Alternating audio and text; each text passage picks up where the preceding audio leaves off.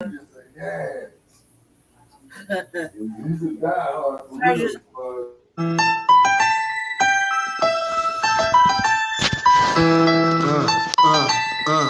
The Democrats don't speak for me.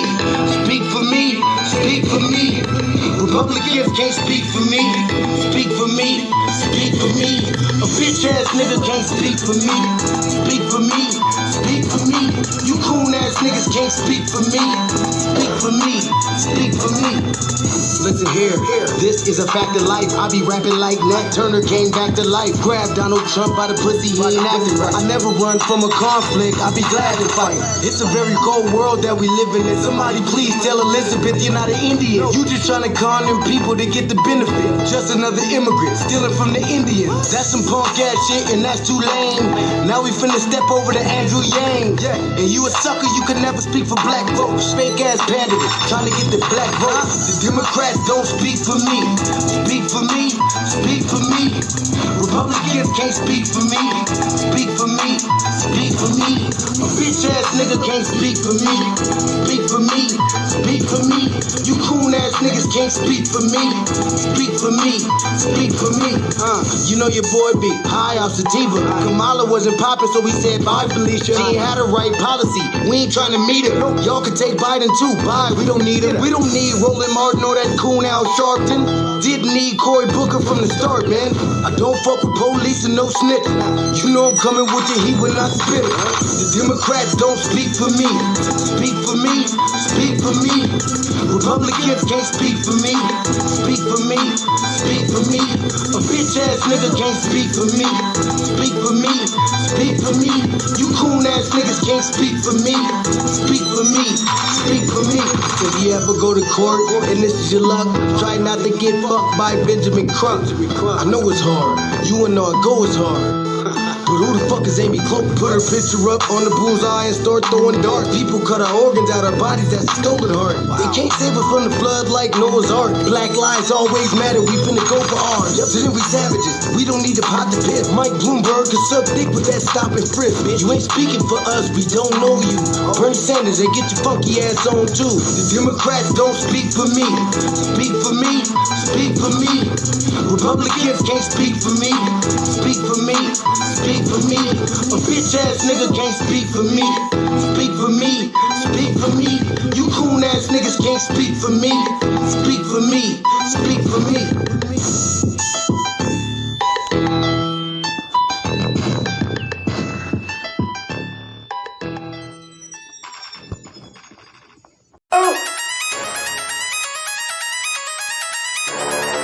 I'm talking about shout it going crazy. People going crazy in this motherfucker. Run that shit back, man. But it's nothing. Nothing.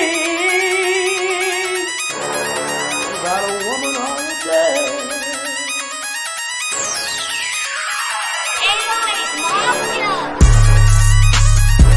Man made the car.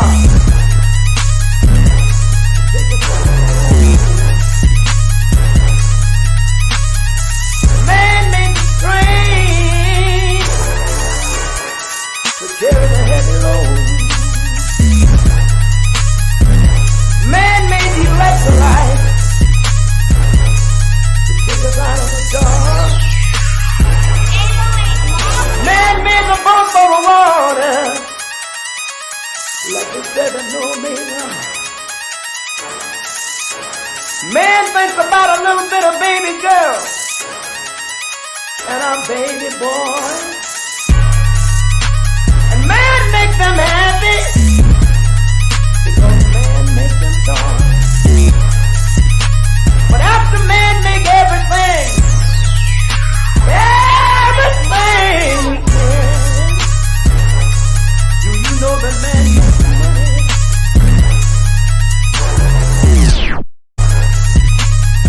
To buy from other men. This is a man's world.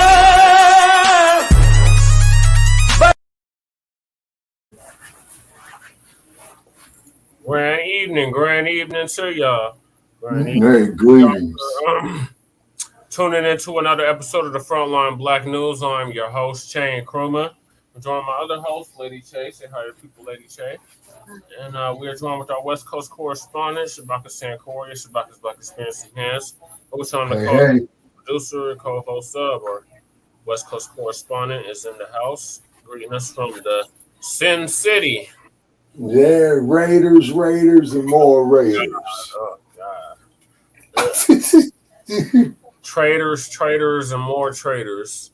Okay, well, we playing Bums Thursday night. We're playing the Vi Queens. You know what I'm saying? Yeah. Yeah, You we know already they smashed them. Good luck. good. You know what I'm saying? So we're gonna go up there and put some more football helmets on them. You know what I'm saying? And let's send they sorry asses back to the Great Lakes region, man. With another L. You know what I'm saying? Okay, I see we got Twin Pyramid in the house. Greetings, Twin Pyramid. Thank you for joining us. Deacon, you just had to go there, didn't you? No, how about them Texans? Okay, I ain't got it. That's what's how about them. Them bullshit All right, calls. How about that? Or the lack of calls. I just said the lack of calls. Right. And then also too, man, I had tweeted some bum, man, once again talking about black athletes. You know what I'm saying? So I told his ignoramus, if the black players, along with the retired black players and the alumni, which is the retired before the retired black players put together, they pool resources, man, they could buy all 28 or 26 of these raggedy ass teams, man, you know what I'm saying, or form 28 teams to compete against them, and in 5 years 32. There's 32 okay teams. Okay, all right. And then we put together 35 NFL teams with all black players on it, and the talent level will still sell. Oh, you know what I'm saying? Hell yeah, let's get it done. Yeah, that's what they're afraid of. You know what I'm saying? And then also too, let me see here. Now, Brother Che, you told me this before. How do I share this here to our like page, Shabaka's Black Experience Enhanced? Hit present. Yeah. Hitting present. Then it says share screen. Yep. Hitting share screen. It's easiest with 2 monitors. Okay, share screen. Screen sharing works best on a good computer. So I'm on a computer. Okay. All right, let's see. We'll put it up here. Wait a minute. While you're doing that, I'm gonna get to the what we're gonna be discussing. So on this episode of the Frontline Black News, we'll be discussing trial for Jonathan Majors begins in New York City after numerous delays. Okay.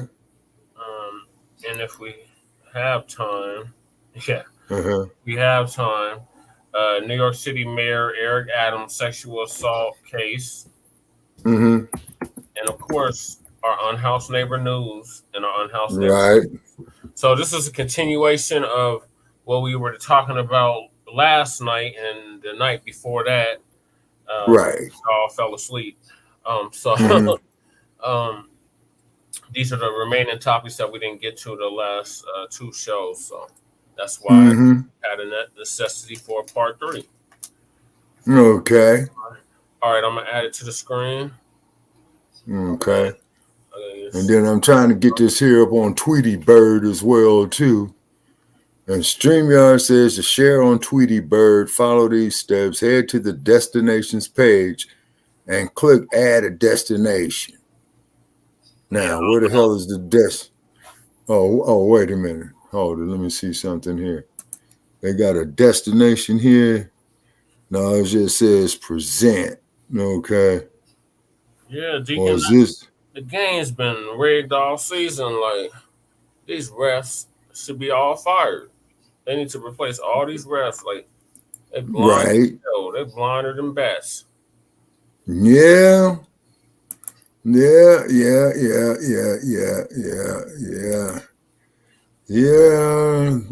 got that right, sir. You know what I'm saying? You really do. Okay, now this thing here does not want to cooperate. Do you see this up here, Brother Che? Yes, I'm sharing it.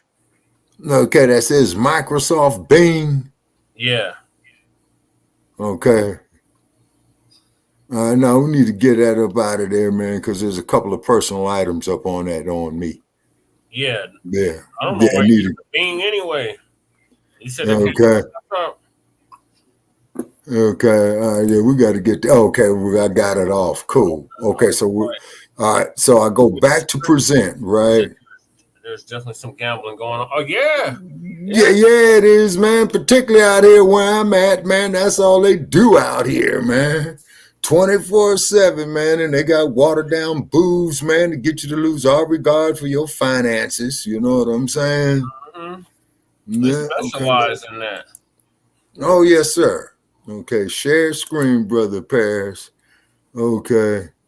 I'm sharing the screen. And once again, this fool comes up, man. Oh man.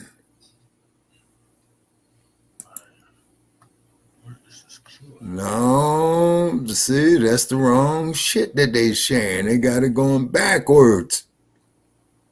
Oh, your browser has blocked your screen.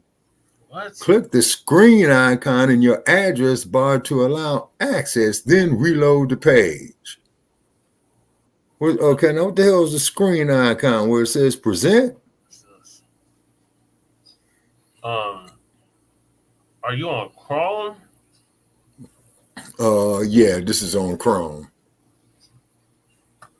Okay, so is Chrome your default browser? Okay, specify default browser. Is that No, you talking about? internet browser? No, wait a minute. No, they got the other one up here, Microsoft. Oh. No, I missed Okay. that, Deacon. Okay, yeah, it says, did you see how Jada Kiss was racially profiled at a Las Vegas casino? Which Las Vegas casino was it, Deacon? Jadakiss was just on Drink Champs not too long ago. He got his own coffee. Oh, okay. I ain't mad at him. Okay. Now, how the hell did we do this here the last time? Because I got here. Okay, do I need to click stream to your audience up here in the right-hand corner at the top? No, that's only if you want to share it on your channel. Oh, okay. And I ain't got the channel yet. So we're going to present again. Share screen. Okay, screen sharing is easy with two monitors. Screen sharing works best on a good computer. Some screens let you share audio. Look for the share audio checkbox on the next window. Follow these steps to share a video with audio. Okay, is what we're doing here.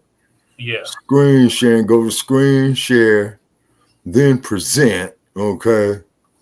Yep. Okay. Sorry, y'all. I gotta give Shabaka the tutorial of StreamYard. Yeah. Okay, because see, we did it before, man, and we did quite well with it, man. But okay, you know what, brother Chet, we're gonna have to do this here, man. You're gonna have to take me to school on it, man. You know what I'm saying? Yeah, we could probably arrange that for tomorrow, Shabaka, before the show. All right. Okay. All righty. Yeah. What's Brother Phil talking about right here? So this was the cue I was. Okay. Now, Lady Shay has her computer set up. It's really confusing. Okay. It's really hard to get a notepad right here. But we already covered this topic. This is the cue I had going. Oh, okay. This is about the Democrats prioritize and then not having Black people prioritized on their website. Right. So I'm looking for is about Jonathan Majors. Okay. All right. So what's the date today? 12 what? 12/4. 12/4. Anniversary of his death. Oh yeah. That was 54 years ago. Yeah. where he was murdered in his bed early in the morning.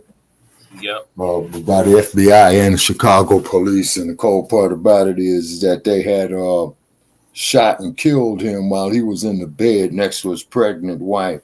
Yep. And his wife was carrying Fred Jr. Yep. You know? Yeah, wow. he went live earlier. Fred Jr.? Mm-hmm. Oh, okay. On my page. Oh, okay. Okay.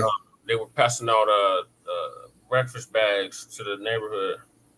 Okay. Over there on the west side of Chicago on Monroe Street? Yeah. Mm-hmm. Yeah, and I hope real walkie-talkie call in tonight, man. He might could drop some knowledge. Ebizzo been kind of MIA lately. Oh, okay. Well, as you know, Chicago is winterizing like y'all are in Denver. Yeah. Right now, here it's 50 degrees and clear. You know what I'm saying? Oh, it was 32. It looked like it went up 2 degrees. It's 34 now. Oh, okay. So you all still got that drift right there. So, you know, we might want to elaborate there before we get with Lisa Cabrera. I'm going to pull a story up here. Okay, let's see. I ain't got Tweety Bird right here. Okay. And we're going to go up here. Okay. Oh, man.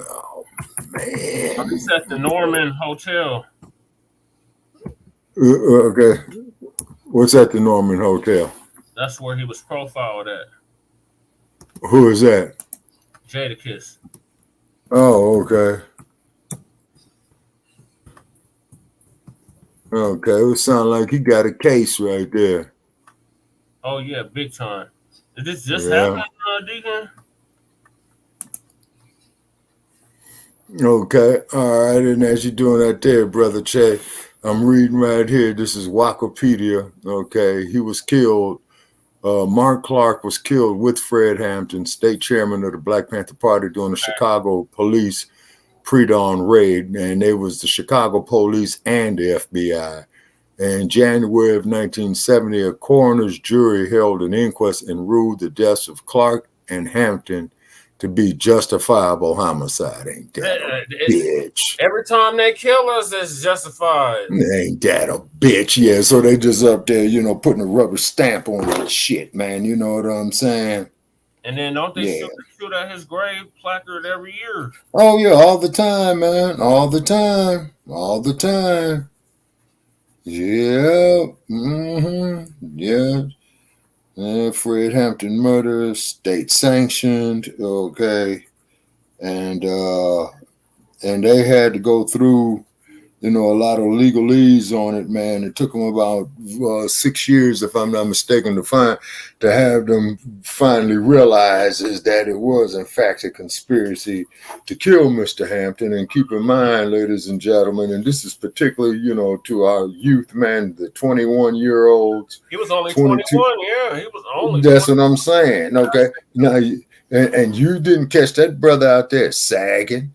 Nope. You didn't catch him out there, man, you know, calling his woman a bunch of bees and stuff like this. Very respectful, well-mannered. Yeah, exactly. And he was only 21, you see. So he was a man, you know, with vision. You see what I'm saying? Yes. And definitely he was a man. Oh, most definitely, man, most definitely. Now, if that brother there was 21 years old, man, and became the Illinois Party chairman, okay, and was in mainstream news back there, man, you know, what the hell is going on now? Because they got photos of Fred right here. Right. You know, on the news, okay, he was born Frederick Allen Hampton on August 30th, 1948. He was born in Chicago, Illinois. He died at the age of 21, December 4th of 1969. That's what I mean. He would have been 64. No, he would have been 74. Yeah, you're right. He would have been. And then on the top of that, okay. No, he would have been 75, Brother Che. Oh, 75, okay. Yeah, on August 30th, he would have been 75. And the cause of death they have right here is assassination gunshot wounds. His education, he attended Triton College. Okay, his occupation was activist, revolutionary, political party, Black Panther Party. Children, Fred Hampton Jr., known for chairman of the Illinois chapter of the Black Panther Party. Yep. You see what I'm saying? And they got a chronology. Okay, now here's something that he did. This is one of his greatest achievements right here. Okay, he left away gang life. Yep. He tried to put some peace between the between the gangs, between the crews in Chicago. Okay, now guess what? Now I'm seeing something of what happened in Los Angeles in 1972, and Crip, that's what happened. Yeah, but also too, there was a gentleman by the name of Robert Blue who was beat to death at the Hollywood Palladium in 1972 for a leather jacket. That was when the Crips started. Yeah, and they had and they started going all over killing people over leather jackets. Yep. You see what I'm saying? But keep in mind what crew started wearing a leather jacket as part of their official uniform. Panthers, the original Black Panther. Precisely. So, and then it says right here is that Fred was born in Chicago in the year 1948. He grew up with his parents in the Maywood, which is a section in the city limits of Chicago. He attended high school in the city of Chicago. He went to Proviso East High School. So which means is if anything east in Chicago, that's right by the lake. Okay. Yep. Fred Hampton would graduate in 1966 and educate himself in law at Trenton Junior College. Now we see why they hate him. He educated himself in law. Okay. Yep. Okay. And while attending Trenton, he decided to join the NAACP and was appointed leader of the Youth Council Organization's West Suburban Branch. Okay, in November 1968, he went on to establish the Chicago chapter of the Black Panther Party. Okay, now I'm going to tell you something.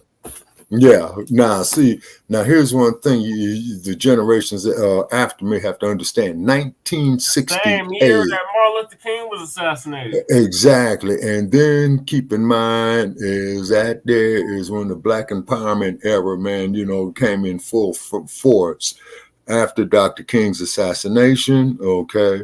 So when he opened up the that's 1965 from Watts. That's from 1965 from Watts. And after MLK was assassinated, it was even more burn, baby, burn. Yes, sir. It's because it was in Los Angeles in 1965 during the Watts riot. Okay, because the name of the DJ who was relieved from the soul radio station KGFJ was the name by the name of Montague, and each time he'll play a record by Junior Walker or the Temptations or the Miracles, that's what he would say. Well, burn, baby, burn. You know what I'm saying? So they interpret that, the white folks in Los Angeles interpret that as well, that there was the battle cry, for black folks to get on rest and go burn down shit again. Okay. Okay. But still, it's very interesting that still in the year 1992, you still had the same fucking problem. Yep. You see what I'm saying? 24 years later. You still had the same problem. Yeah, exactly. You see? All right, so Fred, he established the Chicago chapter of the BPP. When he opened up the chapter, he offered the provision of free breakfast for school children. Yep. Now this is the key thing, that fuckboy Hoover hated was the free breakfast program for the children, and he was saying that was their biggest threat to national security. Black people, so black people giving black children free breakfast so they can go to school and be healthy and learn better. That's a threat to national security. See, people, the hypocrisy is real. This is what makes me say fuck the dump as in human shit. And I want to make that perfectly clear. And also to the trans vet. Oh, of course. Yeah, I'm getting up to him. Okay, he's senile. Then you got an incompetent vice president. The only thing she could do was flat back. You know what I'm saying?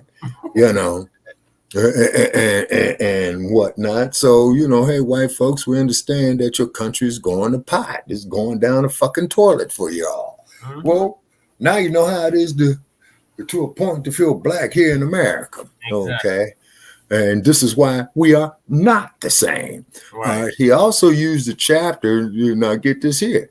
He also used the chapter in Chicago to provide medical attention to patients free of charge. Now, I do know some elders in Oakland was telling me that they were doing that there as well, too. So I would imagine is that they was doing it in the Philadelphia chapter, the Los Angeles chapter, the New York City chapter, is because, Tupac's mom, Finney, she was a member of that branch. She either was running it, but she did die in the Bay Area a few years ago in Marin County, which is north of the Golden Gate Bridge. Okay. Yep.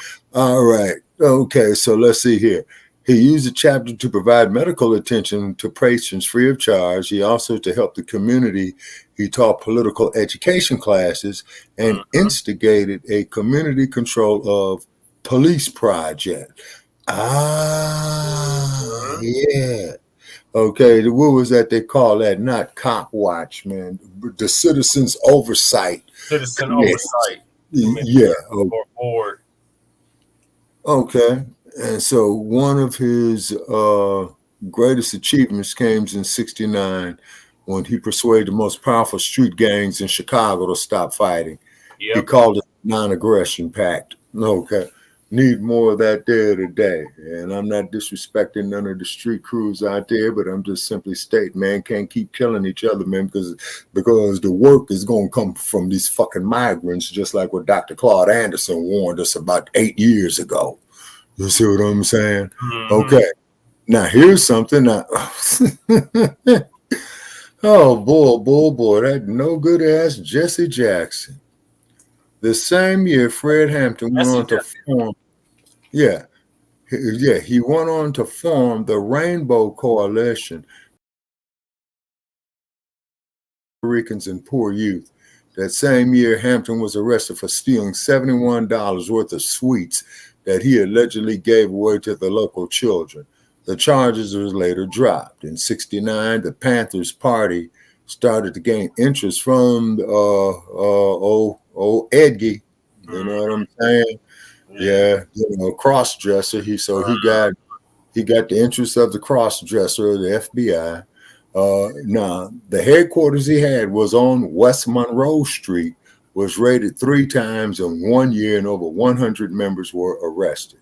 In the early hours on December 4th, 1969, the Panther Party headquarters was raided again for the 4th time. Okay, and the police claim that the party opened fire first and the shootout took place. Afterwards, ballistics evidence revealed that only 1 bullet had been fired by the Panthers, meaning nearly 100 shots came from the Chicago Police Department. During the shootout, Mr. Hampton and Mr. Clark were killed. Witnesses claim Mr. Hampton was wounded in the shoulder and then executed by a shot to the head.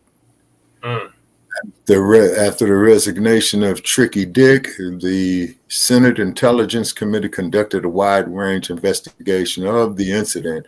So Tricky, he resigned in 1974. I remember the day Tricky resigned.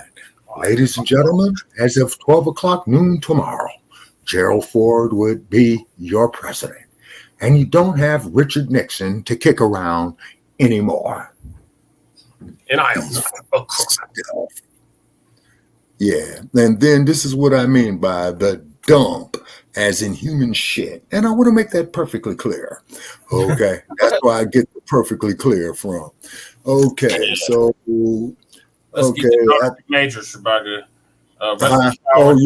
Fred Hampton Jr. No, Fred Hampton Sr. My apologies. Yeah, his son is still, keeping it going on. Okay.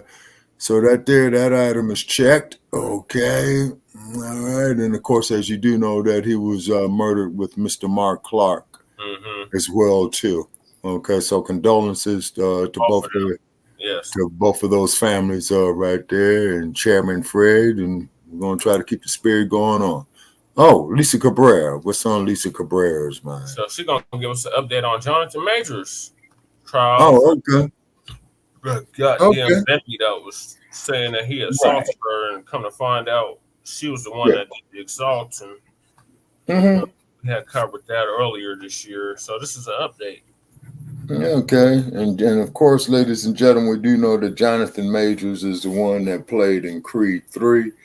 Where he got out the California State Penitentiary, being in there for so many years, Yep. and our man there, who has Leroy, our man Killmonger, who is that there? What's that brother who played Killmonger? Jonathan, what's his name, babe? Killmonger. What's Killmonger's name? Jordan. Yeah, Michael B. Jordan.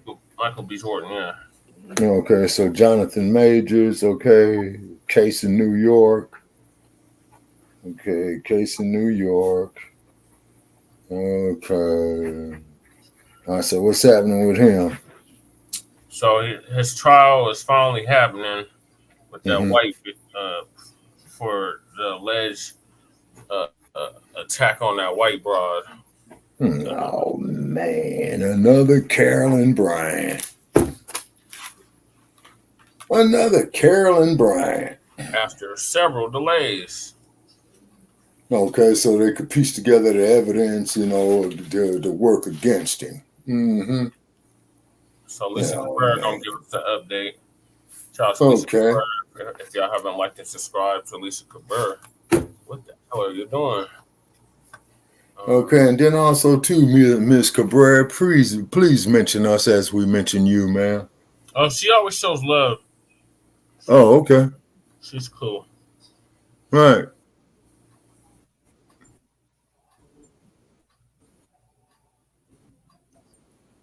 I chime in on some of her lives, and she's always showing love. Okay.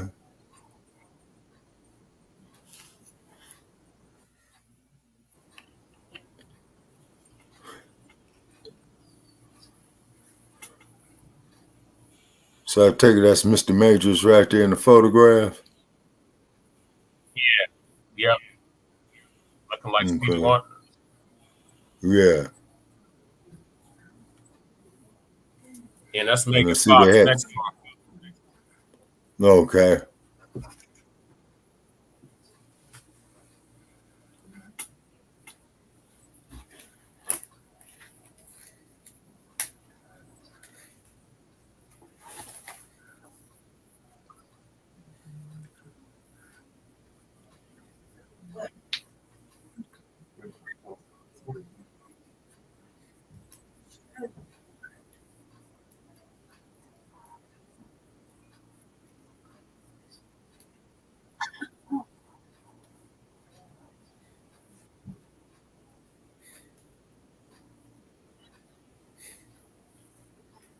Okay. Lisa Cabrera, what's up?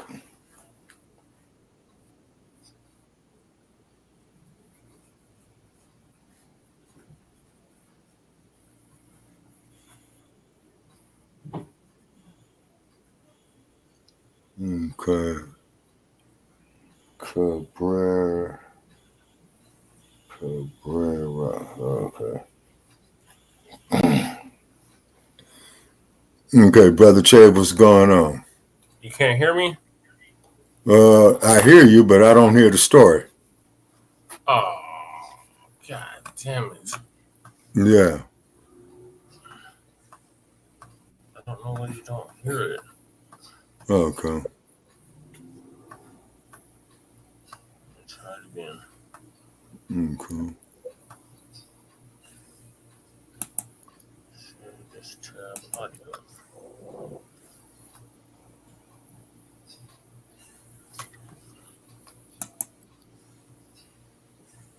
Share this tab audio. Screen instead.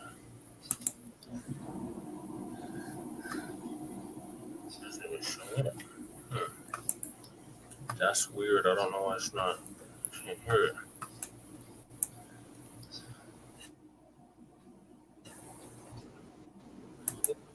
Can you hear it now? No, sir. I might just have to pull this whole queue up.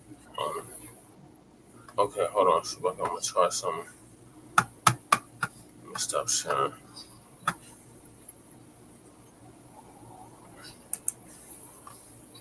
I think it's because I'm on two Chrome browsers at the same time. Okay.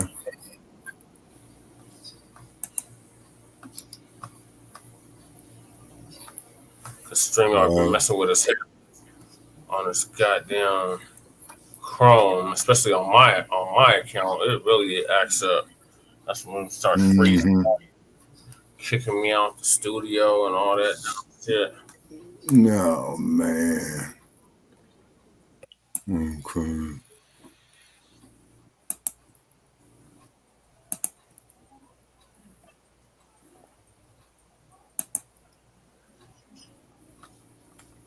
Let me try it now.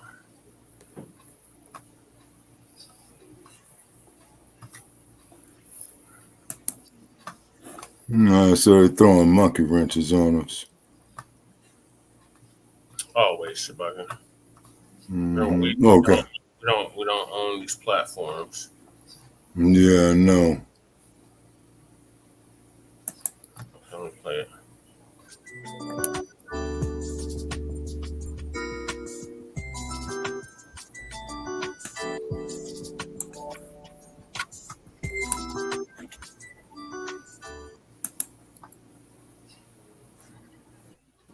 Ladies and gentlemen, Jonathan Major's trial Can you has hear it now, begun. Shabaka? This is Yes, a sir. picture of him, Megan Good, walking into the courts today.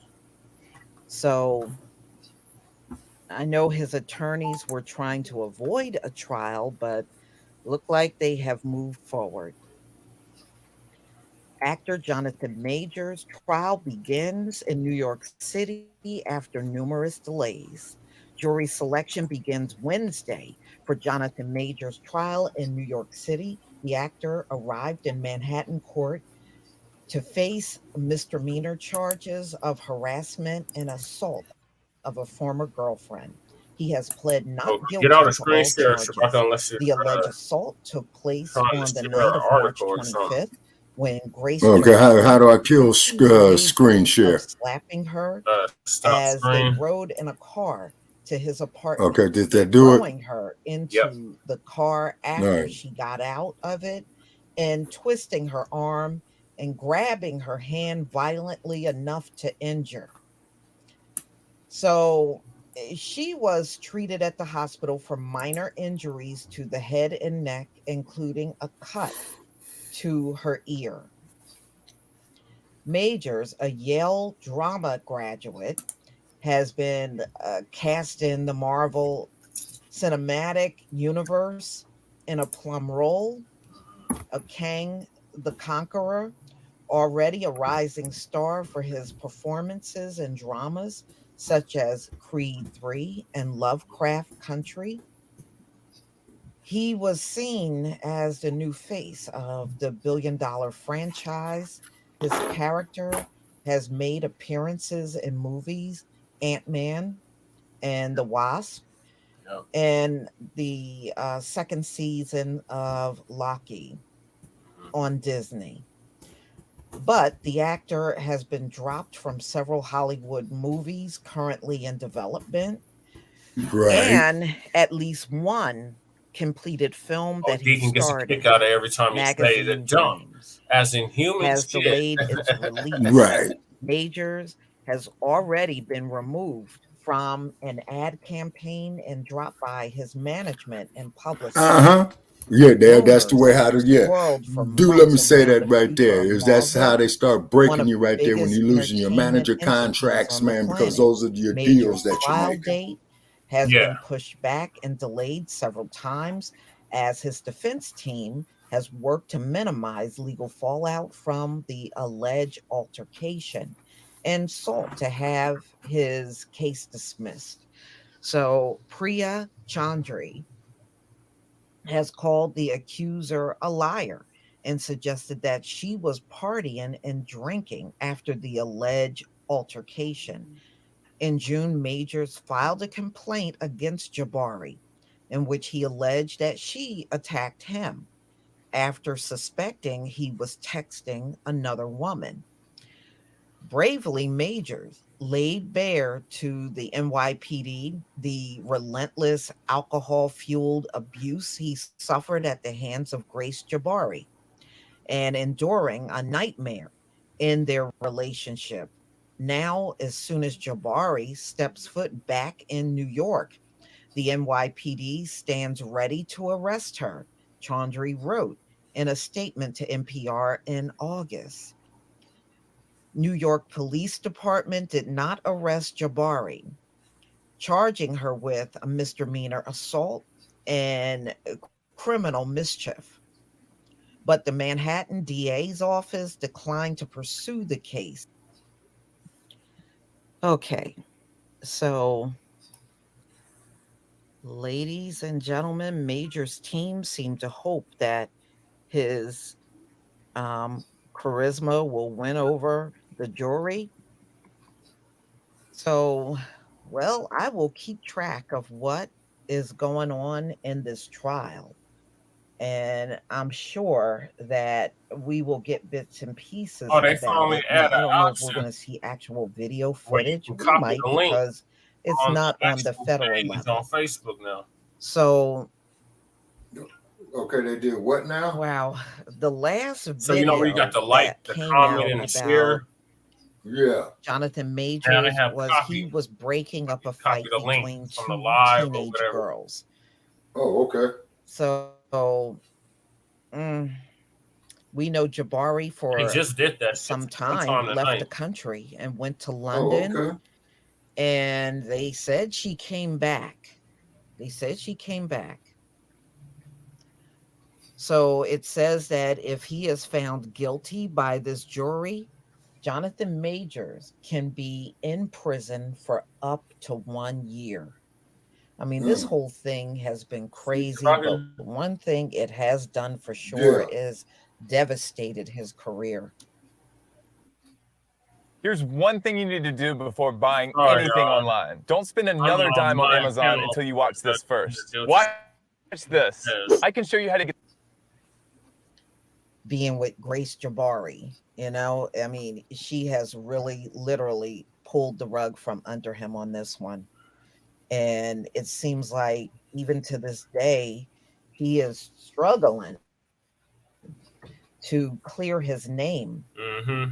And, despite the fact that there's video footage that doesn't even match what she's saying. Right. And you also have the cab driver saying she was the aggressor. Exactly. From what he witnessed. It covered that. So it'll be interesting earlier to this see year. how this trial turns out. I don't believe it's going to be a long trial, to be honest with you. But we'll see if they get Grace Jabari. That's what I'm interested in, to see if they get her in there to testify and hear what comes out of her mouth in this whole thing. So, I mean, and the sick part is after doing all of that, she tried to hook back up with him through text messages. I mean, she blew his phone up. I remember the text messages too. Yeah, she was blowing him up. So, y'all, please tell me what you think about this video. Please leave your comment and subscribe. Don't forget to hit on the notification bell, and I'll see you on the next video. Peace, fam. Yeah, so I still remember when they had this brother all pent up on a goddamn Variety magazine and all Right, pink. yeah. March 2023, almost a year ago, all the feminized and all that old bullshit.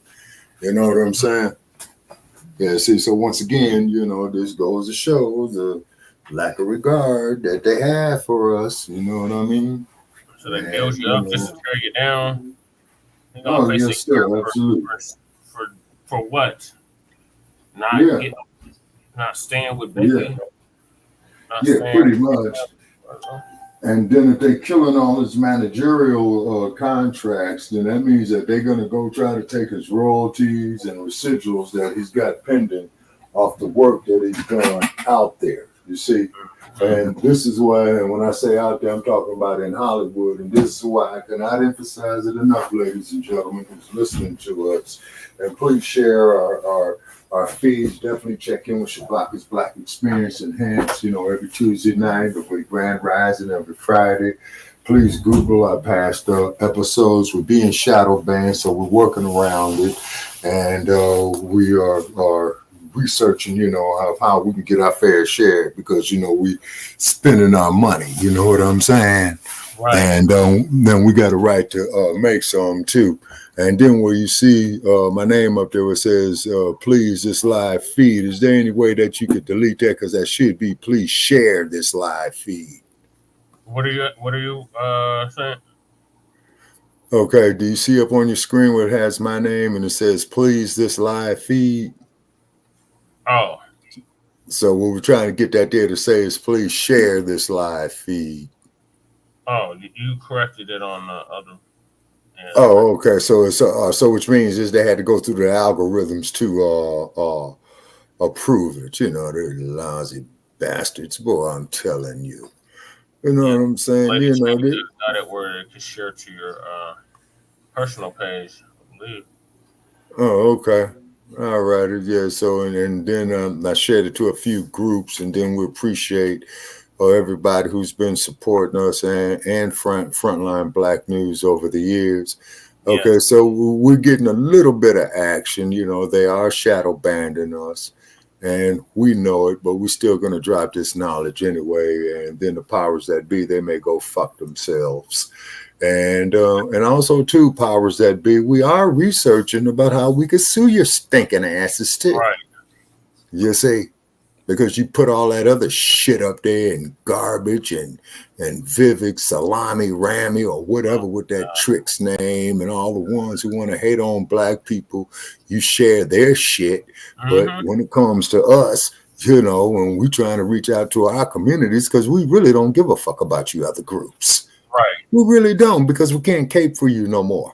So to quote Brother Parrish that he's been saying, over the last few years that since him and I has been collaborating, go hold your own nuts. We can't do it no more.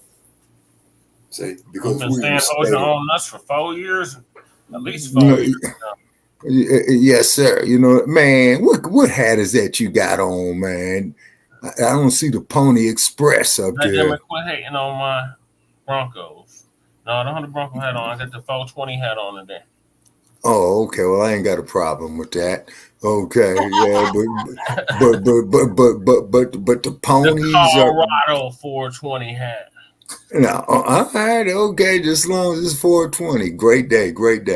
Well, so the ponies are back in the barn, folks. They back in the barn. They don't exist.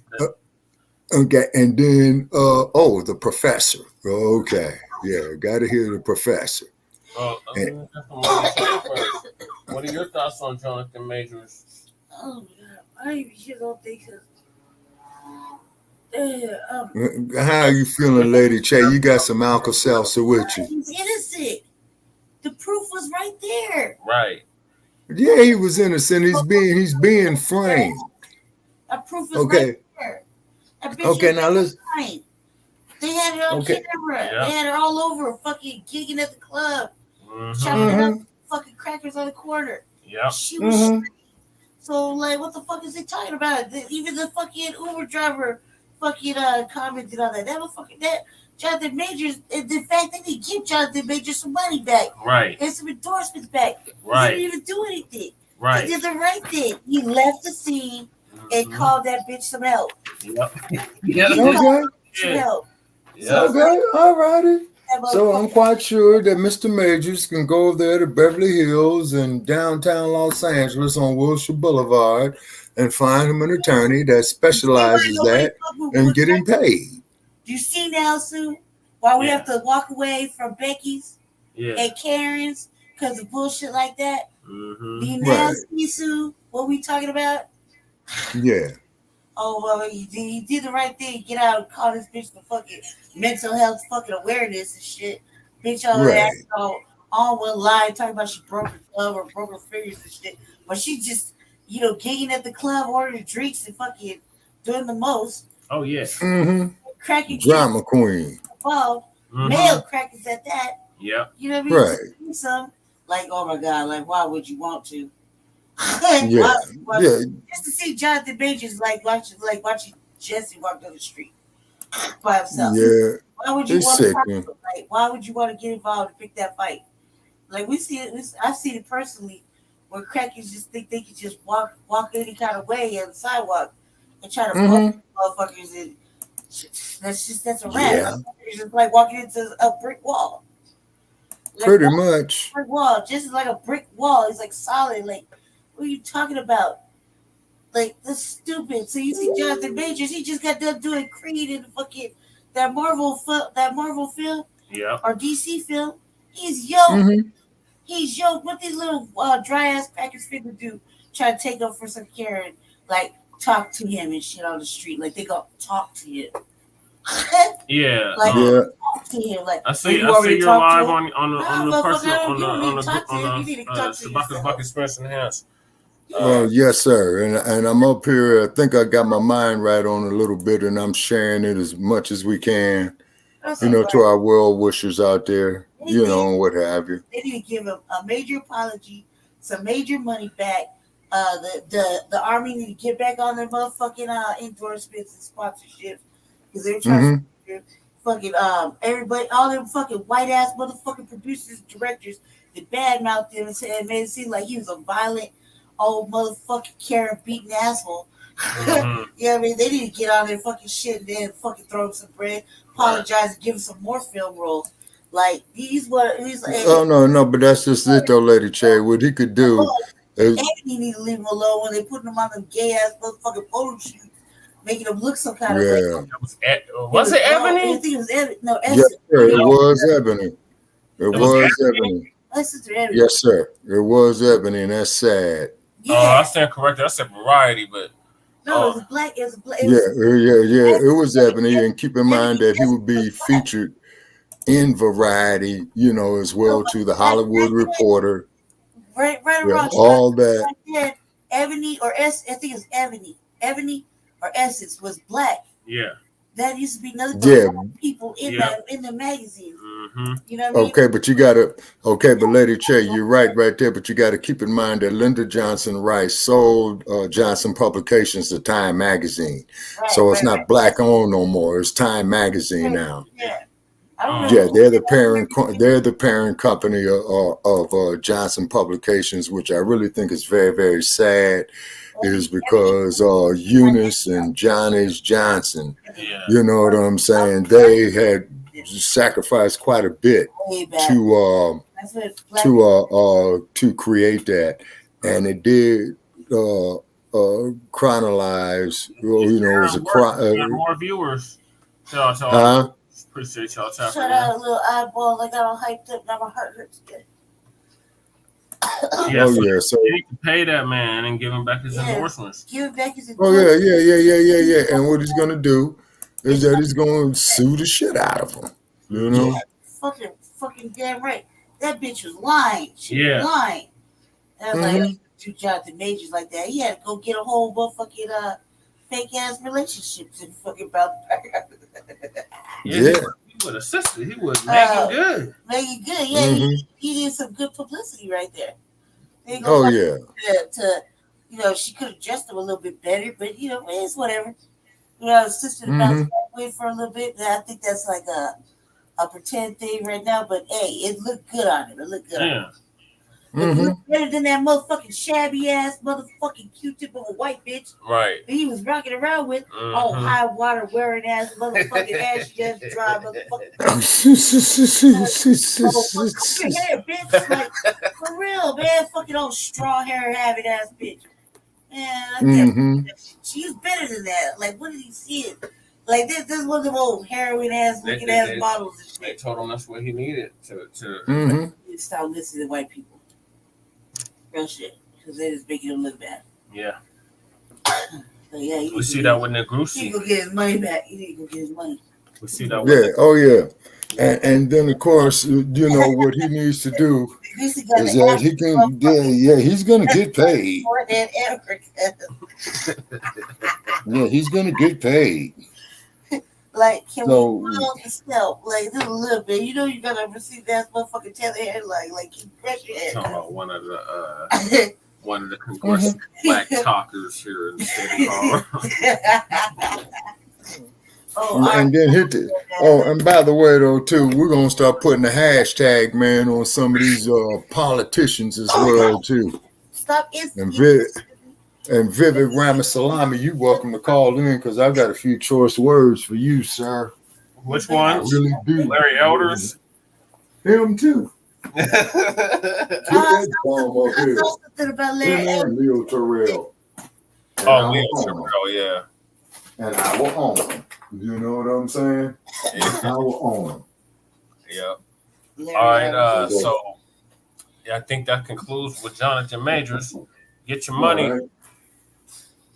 Right. Okay. Did you see that bitch defamation of character? All that, Lady Che. He's got them on about 5 of them. Defamation of character, slander. Yep, slander, defamation, breach of contract for them not giving us residuals out of Los Angeles. You know, from No. You know when you call the police and you get something there was no crime report, but they still charge you anyway. Oh, the Karen Act. Yeah. The Karen Act. All that. Yeah. Well, see that there's his defamation of character right there. Yeah. Yeah, you got treated like Johnny Depp treated old girl. Oh my God, that fucking shit. Oh my God, that goddamn trial. That trial was the shit. Yeah. Fuck what nobody says. That trial was the shit. Oh yeah. The Johnny Depp trial was the shit. He got paid too. He had a mason jar full of cocaine. Yeah.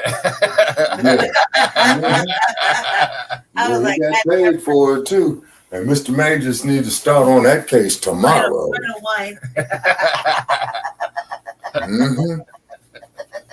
Right there in New York City and Los Angeles County. That's Jack Sparrow right there. That's a pirate. That's a real pirate. That's a real pirate.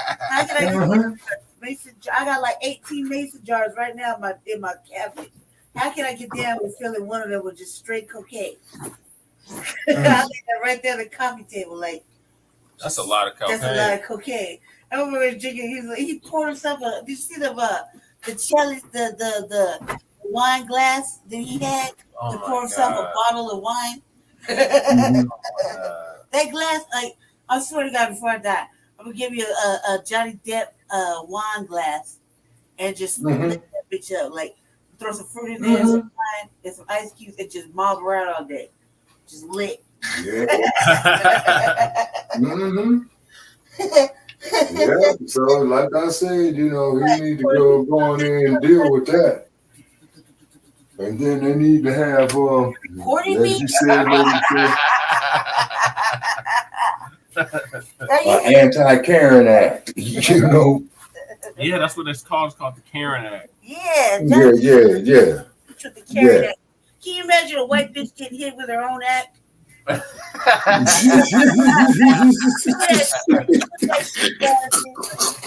bitch with the Karen Act, cuz. Yeah, or call it the Carolyn Bryant Karen Act. All our support right here with it. You like?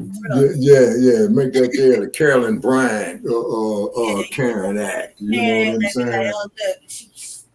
Karen, you go ride on the fucking complexion for the protection and shit. And white tears matter. Hell no. Hell to the no. No. See, FDA with it, and the reason why they want to come down on it is because you see, not only is this stuff wrong, it is dangerous. You see what I'm saying? See, Sue, that's why we have to say hell to the no with white bitches, because it's what fucking. That's what you think it is. Sue is straight up troll, cuz. And she gigging at the club, Well, get DJ requests and shit, all up in the DJ booth. Oh, fucking weird ass bitch crying in the closet. She came on at the end of part 1. She was crying in the closet. He had to come find her to get some clothes for the next day. She all up in his closet crying and shit, peed herself. Oh Lord! Yeah, she threw up all up in the closet. Yeah, we covered all that. I was all over it just because. No man. You said the same last name. Yeah, you covered that on the RBA too. Like, you can't be doing my job. This is sad. You know what I'm saying? Money, brother, get your money. Sue that goddamn Karen. Hey, break her, put her in a cardboard box, standing on the side of the freeway. We'll work for food. I'm sure somebody will pick that up and take it. Oh, pain and suffering too. Get her for pain and suffering. Pain and suffering. All that. Pain and suffering, loss of income, defamation of character, false accusation, also filing false reports. Abuse. Yeah. She was abusing him. Mm-hmm. She was. Yeah. She snatched the phone out of his hand and scratched him up for some shit. Yeah, okay, now you got battery. Okay. Battery. Yep. See, that's battery. That's what they would do to you. Mm-hmm. What she doing? She couldn't say she couldn't just make it right and say, I did that shit. Ooh, I'm sorry. I don't know what the fuck I was tripping on. My fault. Let me fix this with everything. You know what I mean? She had too many drinks at the club. No, man. Instead, she gonna go hit you. So you hit her with all that shit. She attacked you. She assaulted you. She emotionally abusive. Man, I could just tag it off. Like you see how you know violations with a pen and a piece of paper. No, well, we got 5 violations at minimum off the top. Yeah, that's like 5 violations right here. Defamation of character. Yep. Filing a false police report. Yep. Okay. Let's see. And then cause a chain reaction. Assault and battery. Interfering with his livelihood. You see what I'm saying? I mean, that was so we had 4 right there. And downright false accusation. And the false accusations, that's 5. Yeah, that's 5 of them right there, minimum. Look how they did Johnny Depp. Like, Johnny Depp couldn't, they wouldn't want to even give him a job now. Like, I mean, they do now, but back then, they were like, you did this and that. Oh, Johnny, and then he got Robert Downey Jr. and grabbed it. That's not the Johnny I know. God, Robbie Downey Jr. needs to be sued for that Tropic Thunder bullshit. What's up with Robert Downey Jr.? Remember he was blackface and Tropic Thunder? Okay. Got that role, just stop lying. You know he did. He was in blackface. He was in blackface the whole time. Oh no. But he played the fuck out that role. He did. Yeah, see, and that blackface shit. Now, let's get to the blackface. You know, coming off the West Coast, which is Los Angeles, right? Now, they get in trouble for that. Okay, but wait a minute. Okay, but hold on, old lady Che. Now, what does rhyme the panties? And I'm saying, Governor of Florida, you wear women's underwear. I want to make that perfectly clear. Okay, now what does he say about that? And then also, too, what does Gruesome Newsom say about that with Hollywood being in his state? He would approve of it. Yeah, that's precisely my point. So why are we, as a people, wasting our time worrying about these neurotic-ass Beckys? You see what I'm saying? All right. And then worrying about these psychotic Kens. You see what I mean? Okay. I mean, them motherfuckers is the minister society. Yep. I mean, really. Yeah, he was researching a raw, right? Yeah, they are literally minister societies worse than what Lorenz Tate was in that movie he played in. Remember Lorenz Tate and Minister Society? Yeah. That's your real minister society right there. Right. You see? Old dog didn't have nothing on him. Yeah, that's what I'm saying. And you see, and not only people is just morally wrong, but this shit is dangerous. Yeah. Okay. Moving along, because we gotta move along. Right. We always tell our unhoused neighbors, move along. Yeah. Get on that is your mayor. What mayor is that? Mayor Eric Adams. Mayor Eric Adams. Oh yeah, he got hit with some Me Too situations as well too. Mayor Adams for the Okay, so therefore, Hit with the Me what they need, yeah. So what they need to do with the mayor of New York is send in the New York City Police Department. And mind you, this is after he went against Biden. Oh, okay. Oh, he went against Biden. We welcome the migrants. Come on in, migrants. Come on in. And then 2 months later, he's like, no more y'all. No. Went all the way down to fucking Colombia. Told him, don't come to New York City. They really good out. Okay. Now, from what I'm also hearing too, is in Argentina. You remember Hugo Chavez of Argentina? No, Argentina, Shabaka of Venezuela. Yeah, thank you. I stand corrected. Yeah. Hugo of Venezuela, repeat. Hugo of Venezuela, where they have the capital city called Caracas, Venezuela.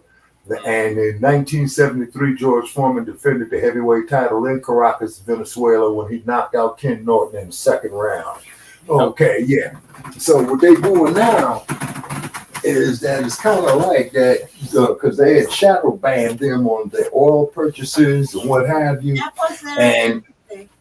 And what happened is because you got a lot of these migrants coming from Venezuela. Now the Venezuelans wouldn't be involved in that had they not tried to countermand at everything that Hugo Chavez was doing down there, just like what Gaddafi was doing in Libya. Exactly. That's why they had to get rid of him. Right. They killed him, and he's been dead for 10 years. Yeah, Hugo. Yeah, I remember Hugo. Yeah, I remember Hugo very well. You know, sorry to see him go. See? Sad, cold world out there. So, Biden, y'all president, y'all voted for him. I didn't vote for that bastard. I didn't vote for him or the dump as in human shit. And we want to make that perfectly clear. But Biden want to offer them a temporary asylum. And temporary citizenship. Right. And Eric Adams was like, I can't take no more migrants, Biden. Right. It's okay. Like, he gonna take as many migrants as I say take. Right. And he's starting to ship them out. Like, y'all got to go. I got to get out of here. One-way ticket up out of here. Right. So now, with all of that going on, now he got a sexual assault case against him. So our good brother, Professor Blacc Truth. Shout out to Professor Blacc Truth. If you haven't subscribed to Professor Blacc Truth, what in the hell are y'all doing? I've been listening to Blacc Truth for about at least a good 10 years. But yeah, shout out to him. And we're going to play his moment of truth from about a week ago. Okay, do we have anybody in the chat room with us? Let's see if there is. This is Twin and Deacon. Appreciate y'all. Twin and Deacon. Okay. Nobody said since Twin. Okay, so have our viewership went up since we put it up there on the like page? Damn, screen it keeps fluctuating. It went up, it went back down. It's at 4 now. It was at 6 earlier. Oh, okay. Well, that's part of the shadow ban they're doing on this, and we welcome the shadow ban because that only means that we're speaking the truth. Yeah, Twin here. Yeah, we see you, Twin. Appreciate you. Oh yeah, definitely appreciate the brother who checking us out. And then I'm looking at and he says we here, and I'm looking at it on my other cell phone right here out of the on the like page of Shabaka's Black Experience Enhanced. And please like and subscribe to that page, ladies and gentlemen, because that is where you get all the updates on our upcoming episodes on Frontline Black News, on the Revolutionary Agenda, and on Shabaka's Black Experience Enhanced. Yes, sir. All right, so let's gonna let the professor give us a take Oh, yeah. on Eric Adams. All right, what's the professor talking about? Drop knowledge. I'm the professor, and this is the moment of truth. Now, you know we got to talk about this. New York's top cop is back in the news. Oh, it's been a rough month for Officer Eric Adams, who also moonlights as the city's mayor. He's been catching hell in the legal system, and it ain't over yet. First, the feds took his phone and his iPad. Now he's being accused of having committed sexual assault 30 years ago. If I didn't know better, I'd say someone's trying to dirty him up. The accuser in this case is claiming Officer Adams committed sexual assault, battery, and employment discrimination when they worked together in the NYPD 30 years ago. The summons is demanding at least $5 million in damages, and it names the city of New York, the New York Police Department's Transit Bureau, the NYPD's Guardians Association, that's an organization of Black officers, and 3 unknown entities as defendants. The suit's being filed under the state's so-called Adult Survivors Act. That was one of those laws that was passed in the wake of Me Too, which allowed people to bring sexual assault suits even after the statute of limitations expired.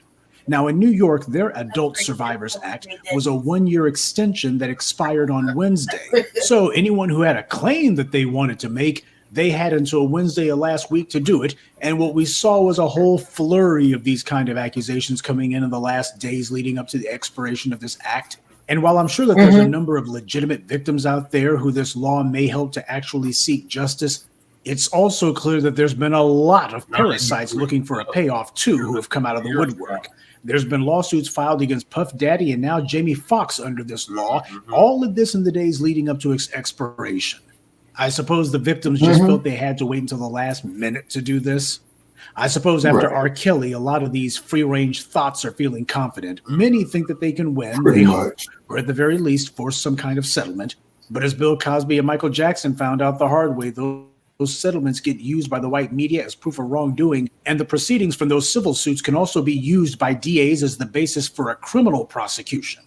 Jonathan Majors is still being dragged by prosecutors in Manhattan right now. His accuser was arrested, but the DA's office told the NYPD in advance that they would not prosecute her, even if there was an arrest. So the fix is clearly in from the DA's office. There's really no case against Majors, but then again, there wasn't one against Cosby either. Majors is being used as a political prop so Alvin Bragg can try to solicit some more campaign cash and political support from those good white liberals who backed him last time. Everyone knows that the white political leadership of both parties loves someone who locks up black folks. If Alvin Bragg was so concerned about alleged assaults, why did he refuse to bring a case against Mia Ponsetto, the so-called Soho Karen who assaulted a child in broad daylight and lied and said someone took her cell phone? So what we have here is the same old lawfare against black men. And before any of the half-wits in the comments section try to post something stupid, you don't have to like or approve of Cosby, Puff Daddy, Majors, Jamie Foxx, or anyone else to understand that under white supremacy, these black men are simply being used as proxies for the entire black community. I would hope that that's obvious to everyone by now. Bootlicks are always the favorite whipping boy of choice because those are the clowns who made the mistake of letting themselves get closest to massa's iron fist. The former governor of New York, Andrew Cuomo, was unceremoniously driven from office under a cloud of sexual misconduct allegations, and now Officer Adams is getting the treatment. And of course, they have to drag some other black men in too, because why not? And just to show that they're enjoying abusing their little bootlick, recently in New York, there was an incident where a Jewish Obama official was arrested and charged with harassment and stalking a cart vendor in New York and going on an Islamophobic rant. After this Jewish individual was arrested, there was an incident at a New York school in Queens where a riot broke out, or as Republicans call it, a normal tourist visit. The reason being given for this incident is that allegedly a teacher posted a picture of herself attending a pro-Israel rally and holding up a pro-Israel sign. The reporting from the white media is that some of the students were upset by this and chatted online about having the teacher fired. This supposedly led to a disturbance at the school as students who had planned to protest the teacher's political stance turned into students leaving class, which resulted in numerous fights that spread throughout the school. Now, the big talking point the white media has been kicking around is that the teacher who posted the picture hid in a locked office when the brawling started. You have some clowns online actually using terms like radicalized to describe a bunch of teenage kids. Of course, they try to make it seem like it's all black students, when the reality is there was a bunch of fighting amongst the so-called rioters, quote unquote. These were unruly children who would be fighting each other regardless, which is what they normally do on any other day. Right. Does anyone seriously think that these radicals could find Israel on a map? No. This was kids with poor upbringing who saw a chance to cut class. And because many of them are undisciplined, when they saw other kids who they didn't like in the hallways, they began fighting each other because that's what delinquents do. Right. Was this really about anti-Semitism, or was it actually about bad home training? Look at what it is that these kids do most of the time, and you can learn the answer to that one. Because if it wasn't this, it would have been something else. I also think the white media, through the teacher in this case, is trying to exploit what happened. If the students in her class were really so furious with her specifically that they were starting a riot, actually the white media said riots in the school, plural. If that was the case, then why is it that she wasn't harmed? Nobody hit her. Nobody threw anything at her. A whole classroom full of furious radicals, a radical mob. And nobody tried to stop her from going into an office to hide either. Nobody did anything to her. I think they would have had her a little bit outnumbered, don't you think? And when the police arrived, nobody tried to stop her from leaving either. Kind of sounds like someone's taking their talking points from Benjamin Netanyahu to me. And if this teacher was really so scared that she had to hide in a locked office, why didn't this mob of radicalized, pint-sized anti-Semites try to get to her? Why didn't they kick the door in? There are hundreds of kids rioting in this incident, remember? I think it would have been pretty easy for just 10 or 12 of them to get into whatever office she was in, especially if they had hundreds of radicalized terrorists and 2 hours that they controlled the school.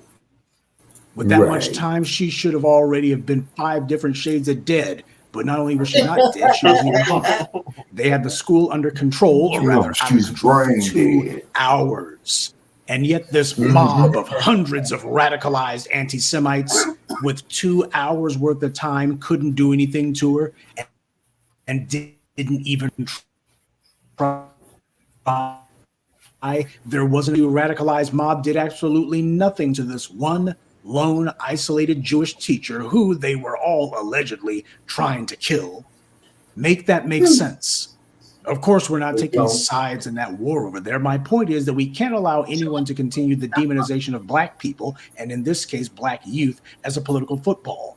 The racist trope that black people are the face of anti-Semitism is a racist lie to give anti-black bigots an excuse to say that black people are no better than the white supremacists who oppress us.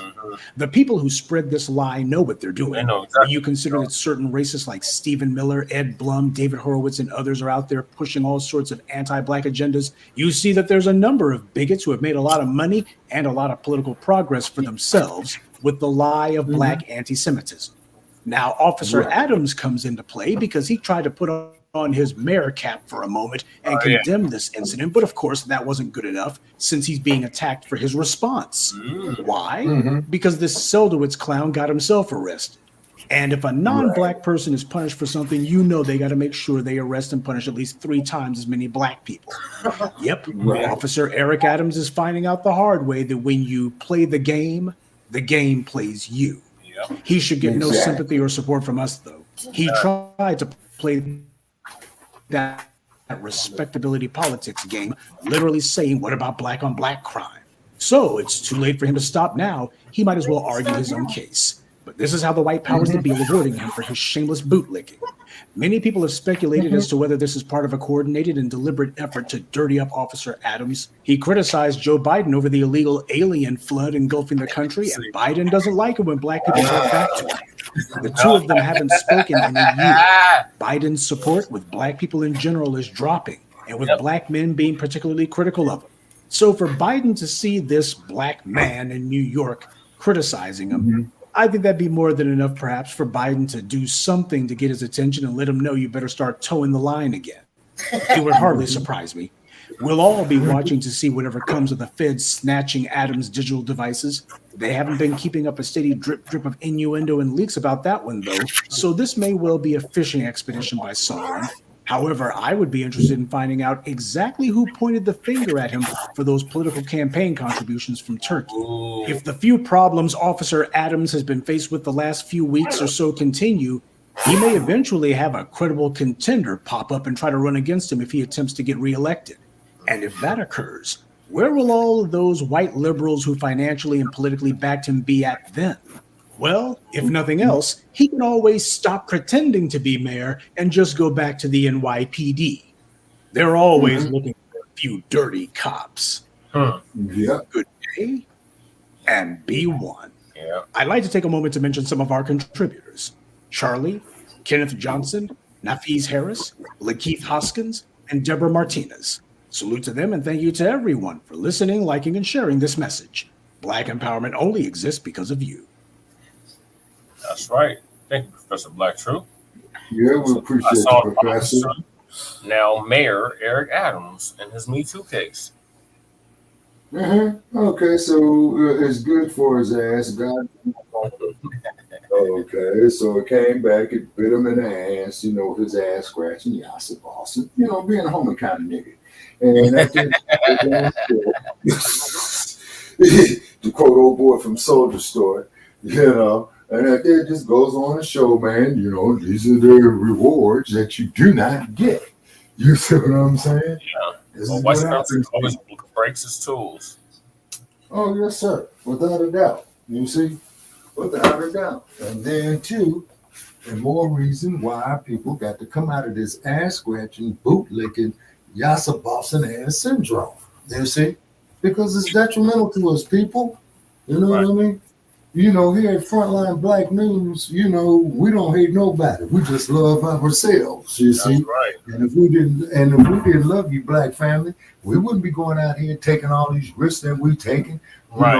You ought to look at the shit that we get in our inboxes and stuff like that. Yeah, people come up with different. Oh yeah, and and we love our haters. We really, really do love our haters. Hate mail, death threats. Yeah, all that, the whole 9 yards. You know what I'm saying? And then your trolls who come up there and all that. And we appreciate, our bona fide supporters, you know what I'm saying? And stick with us because we are growing this platform. And we're trying to boss it up. We're trying to get paid on it, ladies and gentlemen. So we can do something, for our unhoused neighbors first. Because let's look at it this way. I don't mean to get off topic, Brother Che, and if I do, just get me back on topic. Is look at it this way. If this platform could generate $100,000, okay, combined with Frontline Black News, the Revolutionary Agenda, Shabaka's Black Experience Enhanced, okay, you could best believe at least $50,000 of that money is going to go to house some of our unhoused neighbors. Starting with our women and our children, okay? Got to think of the little ones out there, because I'm looking at it now, Brother Che, as I travel back and forth in Los Angeles, man, do you know, man, you got 2 generations currently now, 2 generations that's been homeless their whole lives. That's horrible. So that's it. Yeah. So therefore, that there is a parent who had a child that's homeless and the grandchild is homeless. So now you got 2 generations of homelessness. So therefore, the first generation that was homeless can't relate to nothing about being intact to the second generation that's homeless, is because that's all they know. You see? That's all they know, man. Well, man, what's rent, man? What I do, I just go out here, man, and get me a tent, man, go get me some of this shit, man. You slinging shit, you know what I mean? Yeah, he ain't doing well in school. Wondering why he's standing up there in a fucking food line up there, Fred Jordan all the time. Or the South, motherfucker being used to sleeping in the street, going into a shelter, getting kicked out first thing in the morning, had to roam the streets all night, until the shelter opens up. I mean, all day until the shelter opens up. You see what I'm saying? Hey, Shabaka, you remember when the brother that was on the street in Los Angeles, he had that whole house set up on the on Hollywood Boulevard. On Hollywood Boulevard. Do you remember what happened with him? No, it was either Hollywood Boulevard or Sunset. I know that. I know he was north east of that. No, he was northwest of downtown. I know that because the Hollywood Freeway take you from Hollywood and it travels southwest into downtown. Okay, but anyway, the last I saw on him is that the Hollywood division of the LAPD came out there and told him, well, man, you got so much time to get up out of here, before we shut you down. And generally, when the lapdogs come out there and tell you something like that, yeah, they're going to fulfill that promise. So we do wish that brother well. Hopefully he ain't all caught up, you know what I mean? Because that was a thing that he was doing, trying to show that he was self-sufficient. But what if that man said on the mean streets of Los Angeles, man, I got to make sure I'm safe at night, you know? Hell yeah. Yeah. Right, you know what I'm saying? So let's get Lady Chase thoughts on Officer now, Eric Adams. What are your thoughts on him? I wouldn't even settle out. I would be like, man, 30 years ago, I was a young top man. 30 years ago, I mean, like, this is a long time. I don't even remember who said what to who. And I'm like, get any money out of me? What? I would flip it, pivot. If you needed help, baby, you could have just asked. I'm the mayor. You need resources? Let me help you because you're going about this the wrong way. Pivot. Mayor Adams, pivot. Throw a bag on her. Like, you just should have came to me and said you need some help. You didn't have to make up some lies, tall tales. You need some housing. You need some access to transportation. What do you need? I'm the mayor. Let me help you in your needs right now. Obviously, you need something other than attention. Let me get you right. And then keep in mind, the mayor of New York and Chicago, they have a whole lot of power at the municipal level than they do in Los Angeles. Not cutting Lady Chair off. Yeah. See. I'm like, Pivot. There. I got access to housing. I got access to everything you need. You should just came to me instead of making up these tales of, I did something to you. Come on now, look, I'm 30 years ago. I was a young sprott bachelor. You know what I mean? Young man in my prime. You know what I mean? Just like, Willie Brown, he was an old bastard when he was fucking Kamala Harris. So Kamala Harris was 30 and he was 60. He was a pig, I know that. You in the academy, I'm in the academy. But now, you must have some issues. Let me help you out. I'm the mayor. Let me help you. Pivot, Mayor Adams, pivot. And then the cool part about it is with him being a... Don't be that guy, Mayor Adams. Don't be that guy. Pivot. And with him being a crook and an opportunist and a sellout, you know what I'm saying? That falls right up under his... that sounds like the same... That sounds like just another cat in his same alley where he's an alley cat. You know what I'm saying? Somebody pulled his home card. Yep. That's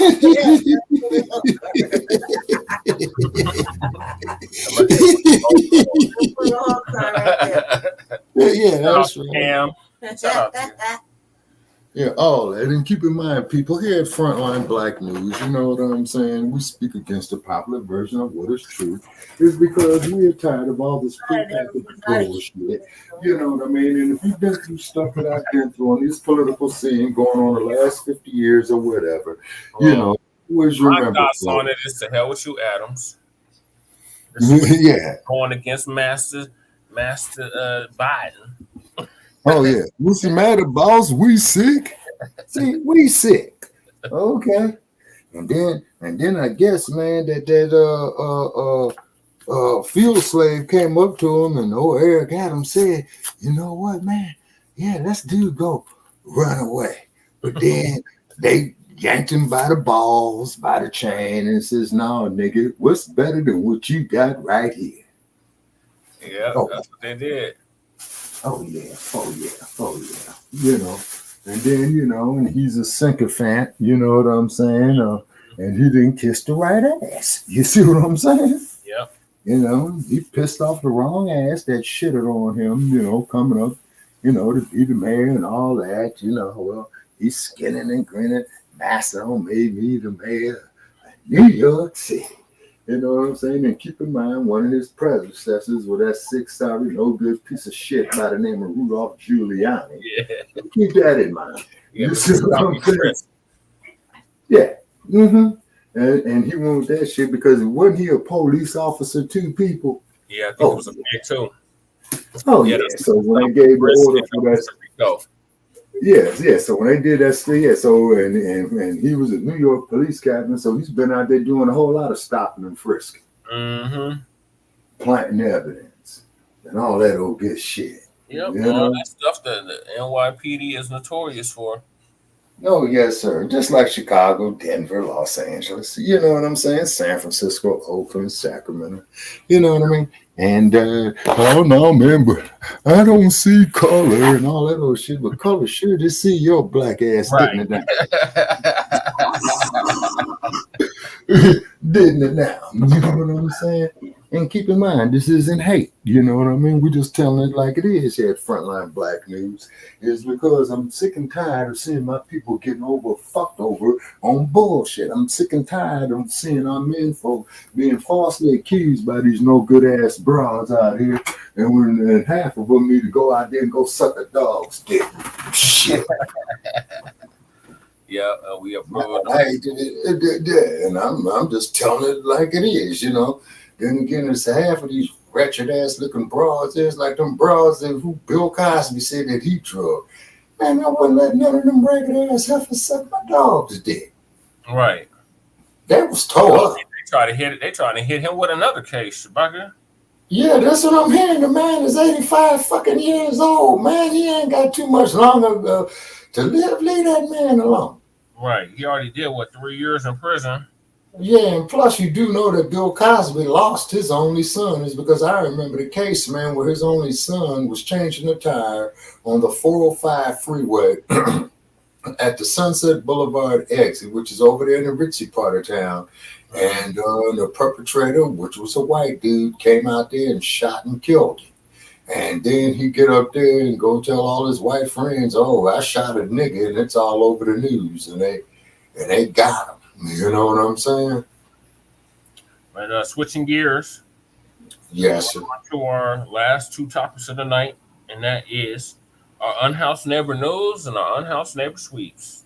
Yes, sir. So, do you want to give us an update on what's happening in California or in Nevada on the Unhoused Neighbor News? Okay, well, okay, from what it is. Yes, sir. Okay, in the city of Los Angeles, from what I understand, the voters had passed something called safe housing or safe streets, something like that. I read in the newspaper, and they had so much money allocated to Karen Bass, and all she did was just house only 250 people. Yep, that sounds about right. Sounds about right. Only 250 people, and you got damn near 25,000 homeless motherfuckers out there in the city of Los Angeles. I wouldn't be surprised if it was 50,000, Shabaka.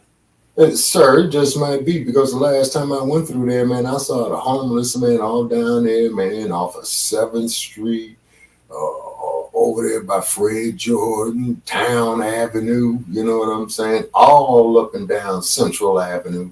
From downtown clear out there, man, shit, to Century Boulevard. Damn. And the main ones out, yeah, man. And that's quite a distance. And the main ones, man, that you see out there homeless, man, on these streets that I talk with are black. Mm-hmm. Yes, sir. Then you even got the homeless lined up over the damn overpasses of the Harbor fucking freeway. Yep. Gents been up there, you know, buckets out there with people pissing shit in. So, of course, you know, the damn LAPD that they going through there anytime they getting ready, man, locking people up, man, for vagrancy. Yep. So just to fuck you around, just to get you down there, man, to the Twin Towers where you get fucked around some more. Then, as you know, when you go into the county jail, you're subjugated to picking up other cases. Yep. And speaking of jail, the guy who's doing 22 years down there, in federal prison in Arizona, the one that sliced up George, Derek Chauvin, you know what I'm saying? Yeah. If you check his case out, yeah, you know, if you check his case around, they fucked him around on a plea bargain right there, you know what I mean? And really, he did the community a service. You know what I'm saying? In my opinion, fuck Derek Chauvin. Right. How dare he get up there on TV, on the eyes of the world, and murder that man? Right. You know? And he knew exactly what the hell he was doing. The way, and one of our brothers had explained it to me, Brother Parrish, that I talked with him about. And he says, no, if you notice that Chauvin was had his hands in his pocket, and while he was killing him, he says what he was doing is that he was applying different methods. I thought Chauvin was up there playing with his dick while he was killing That's people. what it looked like. It looked like he was getting off on killing them. Yeah, no, you got some sick motherfuckers like that do carry badges. Oh yeah, big time. Yes, the human mind.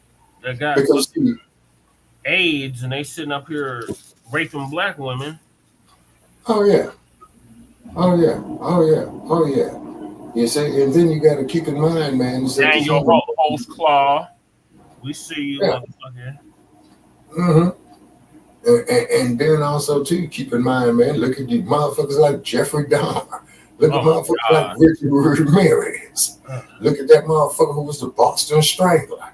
Look at that son bitch who was the Skid Row slasher in the 70s in Los Angeles. Oh man. Oh, you got some sick ass motherfuckers out here, sir. When these psychologists tell me, and I think psychologists, I think they on some type of dope or something, man, or fucking themselves. Freud was on dope.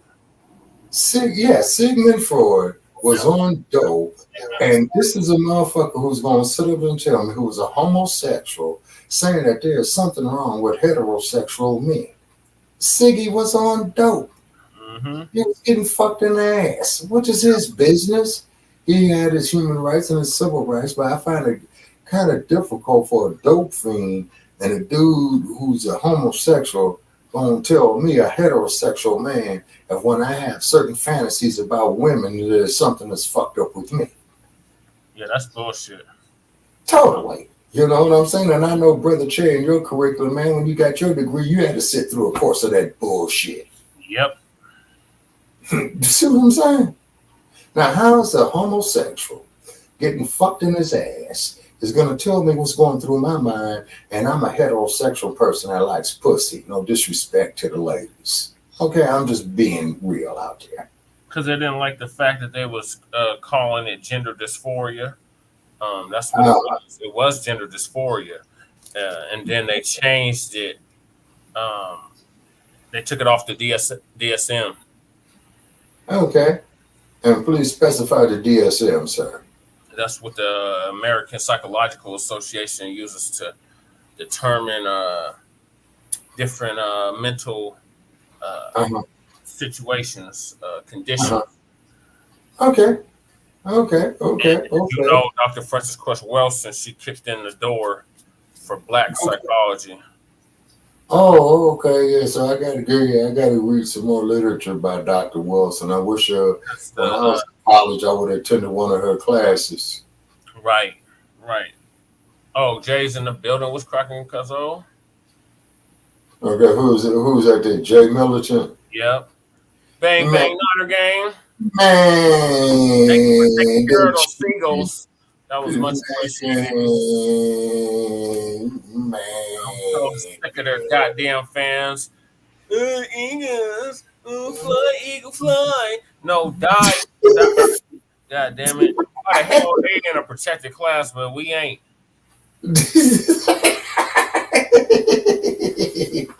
Well, keep in mind, folks, that Mad Dr. D was from Philadelphia. Yeah. I give him some grace because of Mad Dr. Yeah, and then him and I, man, that anytime, man, that Philadelphia played the Eagles, anytime Philadelphia played Chicago, we'll sit up there, man, make us a half-ass bet, you know what I'm saying, and then argue about the shit the next day, you know what I'm saying. And then also, too, the Raiders, you playing the fight queen. Don't bring no Raiders up. Nobody want to hear about the Gators. Sir, we're pirates, man. Nobody want to we hear go about everywhere. The Unhoused pirates that have no sea, that have no boat. Sir, Boat, no the sea. desert was the sea at one time. You know, Millions the of Great years Salt. ago. Yeah, but it's still a sea, you know. It's not currently though. Yeah, well, let's say it's a sand sea. You know what Oh I'm my saying? God, sand sea. Yeah, you know what I mean? And then also too, like I said, and I just want to put on this here too, just a little bit there, Brother Che, too, is that what we're going to talk about, man, on one of the upcoming episodes too, about how black men or the black athletes and the alumni who retired from professional sports and college alumni, you know, that didn't make it to the pros. Much better, Jay. Yeah. Fly Niners, fly Niners. Man. Yeah. And then but this is the more reason why we should be forming our own professional sports leagues, is because with the level of talent that we have at the high school and the collegiate level, and then of course at the professional level, I honestly believe in a 5-year period of the retired athletes who got the money, man, and the doctorate degrees who played in college or business and what have you in finance. I think if you gentlemen put together a think tank, I think you could do it. And I think you could make a major economical shift in this motherfucker. And then Elon Musk, who just lost, what was that? He lost $44 million. 44 billion. Oh, okay. Then hopefully we could hit the bastard in his pocket and he lose another 44 billion. He would still be 100. He'd still have $100 billion. Oh, okay. Then we'll try a way to break that too. The same thing with him and Bezos. And like when here's a question. You think Van Jones still got that $100 million? Hell no, man. Hell They no. gave him for crying on Caucasian Nazi Network. Yeah. And Bezos and the other fool up there with the Virgin telephone. If you don't want to donate to a worthy cause and drop some bread on this platform right here, this is a very, very worthy cause. That's right. Yes, you know, this is a very worthy cause. See, because we're trying to do something here. We're trying to secure a couple of people's retirement. We're trying to help unhoused neighbors, and we're trying to help black youth. Is what we're trying to do. And we know that we are the most hated people on this planet. And the reason why and the only reason why you other motherfuckers out here on planet Earth hate us is because you sons of bitches cannot be. Speaking of which, I don't even want to talk about it right now, but the punk ass Michael Rappaport and then this other chick, Juliana something, talking about black people need to be going out supporting Israel. Fuck no. We already been there, done that. It was not reciprocated. And Ralph Bunche already done that. Ralph Bunche, exactly. Yeah, they don't even recognize Ralph Bunche, who in the 1940s, man, who negotiated for them. They don't even have nothing named after him in Israel. Precisely. Named after him, nothing.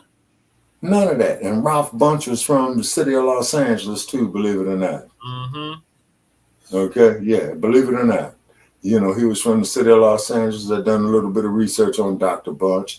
And then also too, the brother who was the LA's first black architect, what was his name? Mr. Williams. Was that Paul? Not Paul Williams. Paul, okay, I'm trying to remember his name. Mr. Williams, who designed houses for Frank Sinatra, Lucille Ball, who designed the Beverly Hilton Hotel where Whitney Houston died at. That man at his time and his youth could not even go into those communities at that time. That was in the 1940s and 50s. Hell no, you better be the help.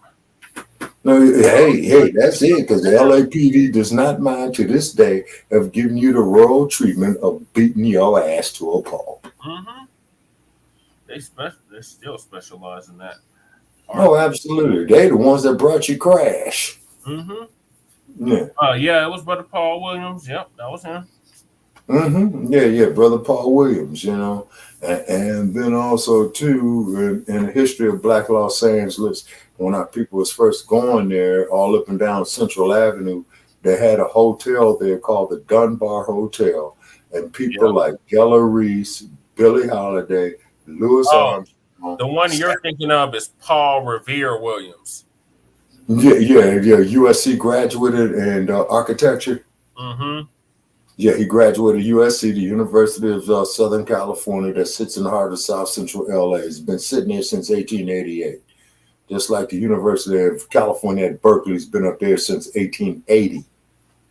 You see? Yeah. All right. So therefore, what it is that you had the systemic racism, man, ever since the first slave was brought here to the United States. That's still in effect today. And this is why I'm deleting and blocking these stupid, ignorant ass Neanderthal motherfuckers and Queens and shit. Saying, you know, yeah, so Jones tells on slavery. Bullshit. You motherfuckers came there with divide and conquer. And then when we did have our wars, we did incorporate the losing nations into the winning nations, but then the European with lies, deceit, prepackaged bullshit, what have you. Oh, you came in with divide and conquer techniques. And then when you got the slaves down there to Goree Island, the motherfuckers who you bought them from, you kidnapped him too and took the money back. So I don't even want to hear that shit. I don't give a fuck about no Greek slaves. I don't give a fuck about no Roman slaves or none of that. I could care about no Slavs. Yeah, exactly. Thank you. See, I could care the fuck less. Say, because how in the hell is these Europeans going to sit up here? Don't give a fuck about no Khazars. Exactly. None of that shit. How in the fuck they going to tell us about slavery? How the fuck they going to tell us of how the fuck we should feel? And it's not so much the goddamn slavery, Brother Che. What it is too, man, is the Jim Crow era. You see what I'm saying? Look at little Ruby Ridges. Look at Emmett Till. Look at Elizabeth Eckford, what they did to her. Look what they did to Martin Luther King. Look at the 4 little black girls they bombed in the church. Well, yeah, thank you. Look what they did to George Stinney. The Scottsboro boys. Yeah, now, sir, we can go on and on and on with all the documented incidents of this here, Brother Che. And as you know, and I know, not to mention all the undocumented incidents of this. It's just like when Sister Ida B. Wells was out of Chicago, man, because they used to have housing trade there. Yeah, she was a journalist. Yes. She reported black journalism. That's all she did. Yes, sir. Yes, sir. Journalism, but she lets you know, like, this is what's happening in the North. Because remember, the North was supposed to be different. The North wasn't like that. Right. No, there was actually more lynchings in the North than there was in the South. Hell yeah. And then out in the Wild Wild West, they had that shit too. Look at Taft, California. Yeah. Stay silent and keep moving. Fuck that. We talking and we will fuck you up, period. I know that's right. Okay, Jay Militant. The other way when you glance at us. No, we're gonna laugh at you, and you're not gonna put us in a goddamn laughing barrel. You're not gonna make us the target. Hit the nigger game. No, none of that. Yeah, right. And sink the black baby and all this old type of shit, man. Okay, but keep in mind, folks, to the general public out there, this is not hatred of what we are talking about. The only thing that we are doing, folks, is going through our common experiences as black people here in the United States and relating the damn truths that we live through as a people. And we're sorry to burst your bubbles. This ain't Disneyland. This ain't Hollywood. Okay, we don't believe in Transformers right here. There's no way in hell a man is going to menstruate out the crack of his ass. He can't do it. And then don't count. Stop it. Yeah, thank you. Yeah, thank you. Oh my God. Yeah. My mom and was I think like, what the fuck is this? I said, I must you, Mom. I don't. And then we up the ante on that day too, man, up to $400, I think. If you motherfucking transvestites and if you motherfucking men folk going around in women's clothes talking about that you're a woman, all you got to do is just prove your last bona fide menstrual cycle. It has to be your own clothes. It has to be your own clothes. Exactly. and we will give you $200 motherfucking dollars. But when you bastards can't do it, then you give us 2,000. Exactly. We have a lifelong target on us. I remember my mom told me that I was 5 years old because I was like, what? Yeah, I mean, It's like they want to kill you. They want to incarcerate you. They want to yeah. do all kind. And I was 5 years old, y'all, and I'm like, dang. And then they got all these public street enemy. organizations.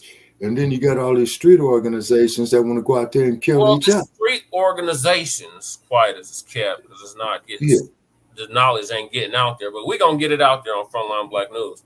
Quiet as it's kept, majority, if not all of the gangs were started to protect the neighborhoods of which they started from white supremacy, from white mobs, from the lynch mob, from all of that. And now that's why my campaign, we said redirect the aim. That's what we got to redirect the aim. This is the true open enemy over here, but not your brother, or right next to you, or your sister next to you. No, that's your that's gonna be your out. If you have an ally, that's the closest one you're gonna get. And then keep in mind, we ain't got no friends and we ain't got no allies. So exactly, we shouldn't be caping for nobody besides us. Right, and we can't afford to. We are public enemy number one. And just simply of who and what we are. Yeah, exactly. You're not gonna gaslight us and tell it, oh no, that's all you hear. Oh, you're just really bitter. Oh, you're just really angry. Even if that was true, I have every goddamn right in the world to be fucking angry. I'm looking around like, why ain't the rest of y'all angry? Like, I know I can't be the only one that's angry about this shit. And and then I've been in the so-called conscious community before it was the thing to do. We ain't new to this. We true to this, and this is why this is called Frontline Black News. You're gonna get the news from a black perspective, specifically about Black American, descendant of American slavery, freedmen perspective. Right. And this is why we have Shabaka's Black Experience Enhanced, is because we deal with the Black experience from the beginning of time to 10 minutes ago. Right. You see what I'm saying? The world. Let's see. Exactly. Black News supposed to be, FBA, like ADOS, like DOAS, because Yvette stole that from a brother named Nelton. Oh my God, what is his damn name? Nelson Sheldon. I believe that's his name. But either way, Native Black Americans, as Dr. Claude Anderson was talking about back in 2013, 2012, the true Aboriginal people of this land here in what we call America with a triple K. Right. And really the name of this continent is Aztlan. Or Turtle Island. Oh, okay. All righty. Okay. And then also, too, folks, me and Brother Trey are going to be doing an episode on Shabaka's Black Experience. Mexum. That's another one, a Mexum. A Mexum? Yeah. How's that spelled? AX. UM? Yep. Oxum or what have you. Okay. But however, though, folks, we're going to have a... Unhoused. Before you go, Shabaka. Rundown on what's happening here in high income city. Well, unhoused situation. So we down to the wire with Johnston.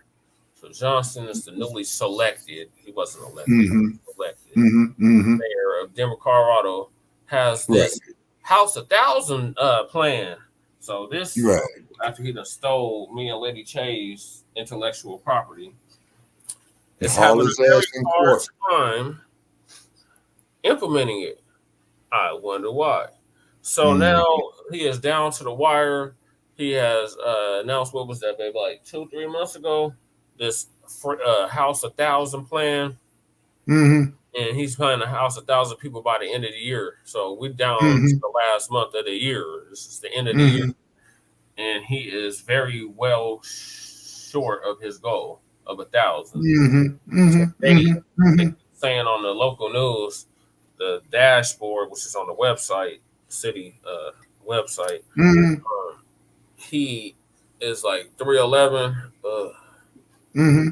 So he still got like almost 700 more people, at least 700 more people. He got a house in 4 weeks. And that don't even incorporate the migrant invasion. This is allowed. This is being allowed to happen. And anybody that's against it is being silenced. So this is what the update is on that.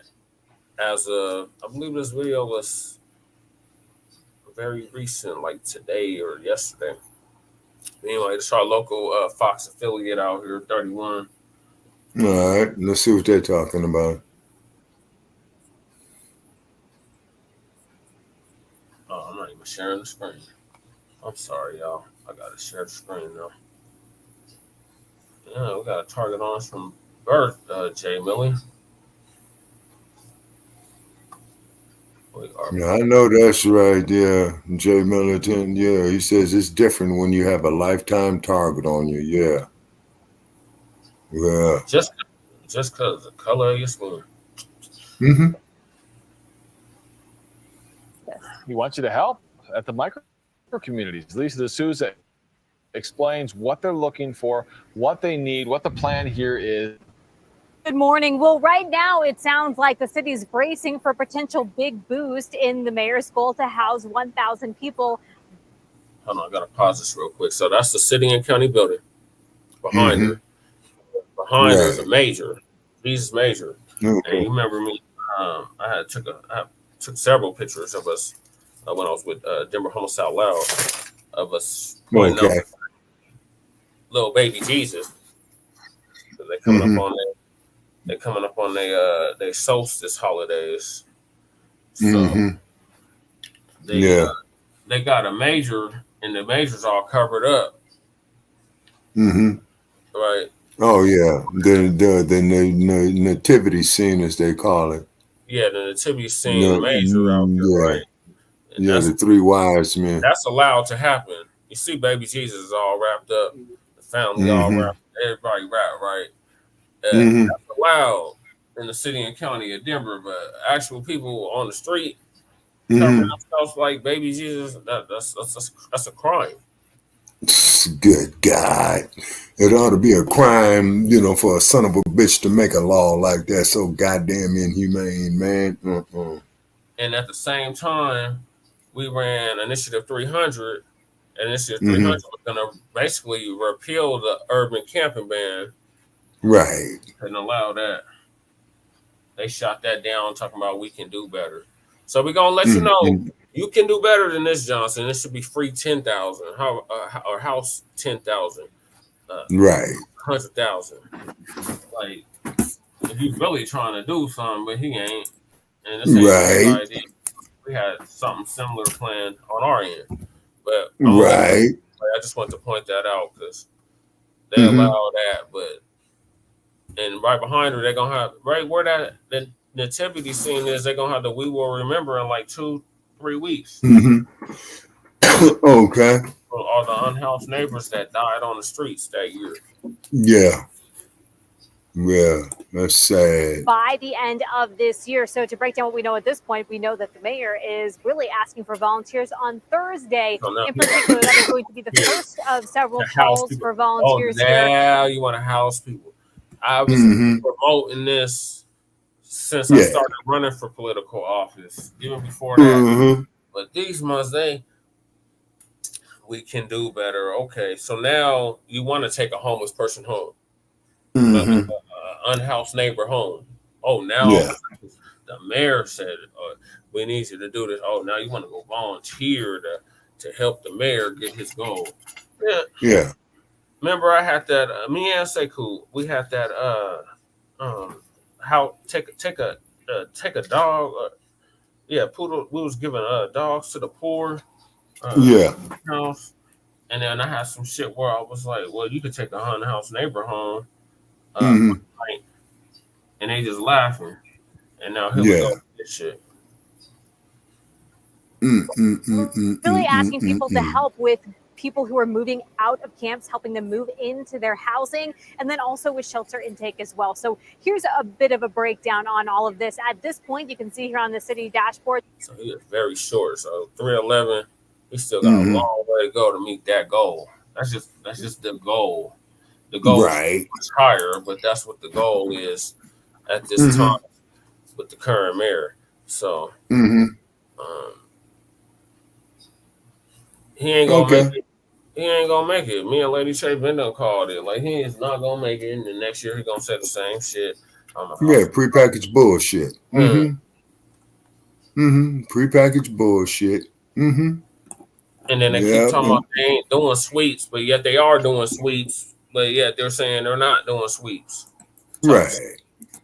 So it's just faces change, but the game remains the same. It don't matter who you put in there. If Bloomberg paid for this to happen, and Bloomberg was the mayor of what city? New York. Yeah. So we want to turn Denver into another New York, basically.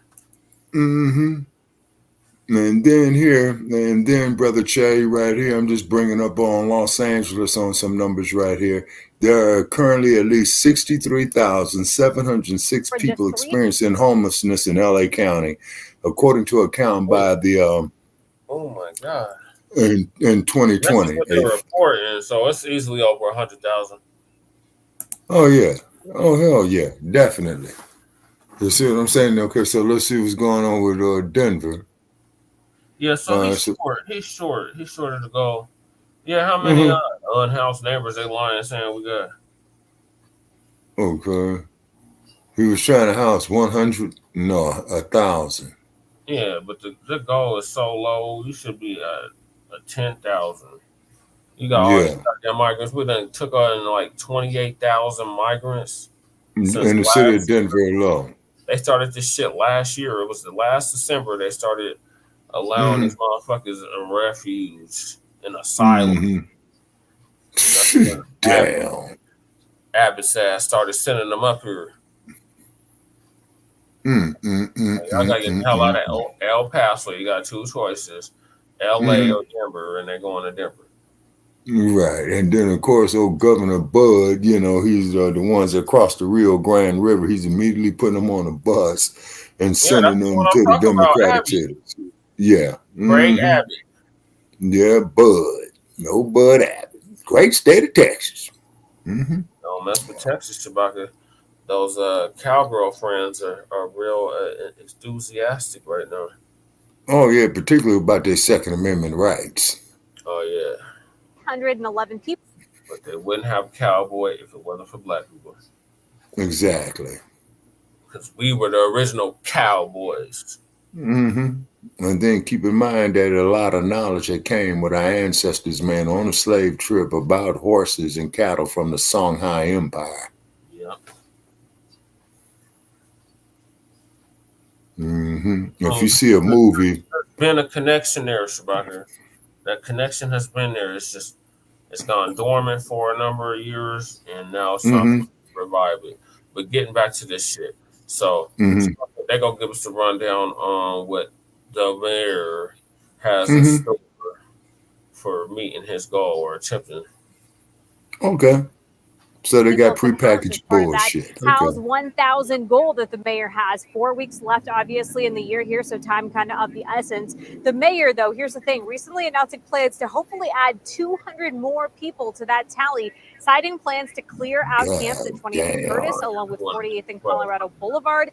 Outreach teams have already started reaching out to people living at those camps, the city says. Now, as for Thursday's call for volunteers here, there are 2 shifts they're asking for help for, 2 2-hour shifts. There's a morning shift from 9:45 to 11:45, followed by an afternoon shift picking up from 11:45 to 2:45 p.m. So officials say if you're interested in volunteering, of course, you got to wear warm, comfortable shoes and clothes that could potentially get dirty as well. We also know that the House 1000 initiative in and of itself was estimated to cost about $48.6 million at last check. That is what the overall estimate was. We have reached out to the mayor's office to see how much has been spent at this point. And then why the city is asking for volunteers as opposed to employees in this effort. We know there are going to be several different calls for volunteers. Oh, I know why. So they could take that money and stick it in their pockets. We've got more information up on our website. Put it in their coffers, yeah. Live at Denver, Lisa D'Souza, Fox 21. All right, Lisa, thank you. Oh, Kelly. Somebody gonna get paid. Mm-hmm. It ain't gonna be us. So. Okay, so that's encampment. Encampment. You might remember that post office, Shabaki. Yeah, it looks familiar. Off the 20th. Mm-hmm. But this is 21st. Okay. Between. And that's near the 5 points. I know that. Champa and Curtis. Yeah, I remember Curtis Street there. I remember Champa. Okay. Remember California. Yeah, obviously. Colorado Boulevard. I remember that. Monaco. I remember that. Quebec. I remember that. I'm right on Quebec. Mm-hmm. North Quebec when it was an air. These people so stupid. You saw ignorant. How you move to a new city or another city and not learn the history of that city? Like, they're so fucking stupid. These mothers, they didn't even know why there was so many motels along Quebec. Mm-hmm. And Colfax. And generally when you had... Those were the highways. Right. Oh, the interstates.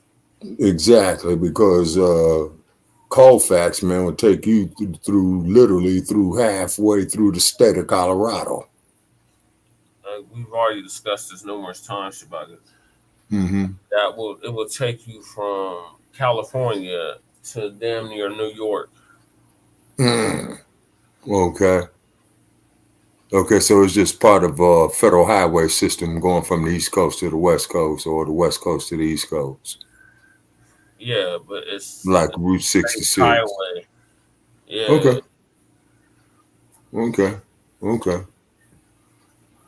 Yeah. So, and I remember the street Josephine there. And then I remember y'all. Josephine. Remember I was on Josephine. Yeah. And then I remember the street where little Pierre's used to be. That was Downey. Yeah. The very first. Sabaka, that's a condominium now. No, man, because the very first time I went to Denver, Colorado, I went to the Blacc section, and that's why, because people asked me, man, where's the neighborhood at? And I go over there and saw this little night spot called Pierre's, and I went off in there. That was the spot, especially at that time.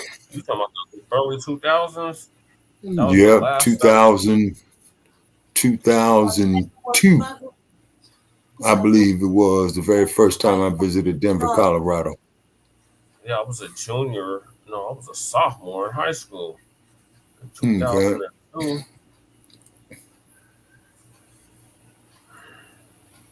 And where's our man from Chi-Town, Real Walkie Talkie? He got, I don't know. We should do a welfare check on him. Right. No, I'm dead serious because this shit that we doing, Lady J, hell yeah, we better do some damn welfare checks on each other. That's for real.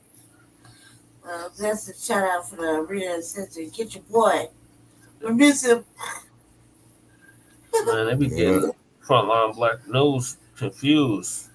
Mm-hmm. Black first. I know. Why Indeed. You won't let him on the show, Jesse? Jesse? We did let him on the show. What was he talking about? Real walkie talkie? Yeah. Oh, yeah. He was dropping the whole. Are you serious? Are you serious? Yep. Yeah. He was dropping. And these motherfuckers here in Denver are looking for. Now you want to ask about him. Okay, so you got a lot of overdose deaths. I didn't bring up Shabaka as the one that asked about him. I didn't even mention Bebezzle. Yeah. Welfare check on him, brother. Yeah. Denver homeless problem is out of control. Same shit they're saying about Los Angeles. Same shit they're saying about Oakland. There's like 2 more videos I want to play. Jeez. So I think that's the same one. The Denver couple's adoption finalized a few months. Wait a minute. Denver's homeless is out of control. Probably play this one. This is one. Why are you on a whole new screen? Man, don't you just hate, man. Yeah, hit that, yeah. Communities. What are you doing? I'm playing clips, baby. But why are you in the blue when you were in the green? I've been in the blue. But that's not what the StreamYard is. Yes, it is. What are you doing, man? I'm in your shit, but it's paused. No, mine is purple, not blue, not green. There's no weird shit over there. What are you doing, man? Pull it together. I got it together too, buddy. So this next story is about quick, over, easy, painless. Yeah. Denver selects 3 nonprofits to operate micro community sites. Micro communities. I wonder where that idea came from. I wonder where that idea came from. Oh, I know the answer. We all know the answer. Me and Lady Check.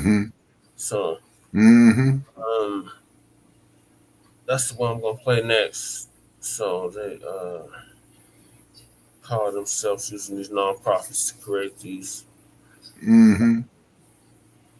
They're a key part of Denver Mayor Mike Johnston's goal of getting 1,000 people off the streets of Denver by the end of this year. And tonight, the Denver City Council is considering a pair of multi-million-dollar contracts for 2 of the groups that will run those micro communities. Denver 7's Brandon Richard takes a closer look at those groups. As crews continue work getting micro community sites in Denver ready, we're learning more about who will run the sites. The mayor's team chose Colorado Village Collaborative to run the micro community near Evans and... Oh my God, I got a positive. So Colorado Village Collaborative. Let me tell you a thing about them. That is a racist ass organization. Right. I remember Evans Avenue. I remember that brown building. That is white first. Oh yeah, you remember that? Oh, you remember that building? Damn, that's been a long time ago. It's apartments now. It's just an apartment building now. It's like a school or something. There used to be something else before that. But yeah, that's Evans right there. I think that's off of 85 Santa Fe. Well, for Evans. Well, I remember getting off of that exit there many a times. And if I'm not mistaken, I think that's also near the old Denver Coliseum.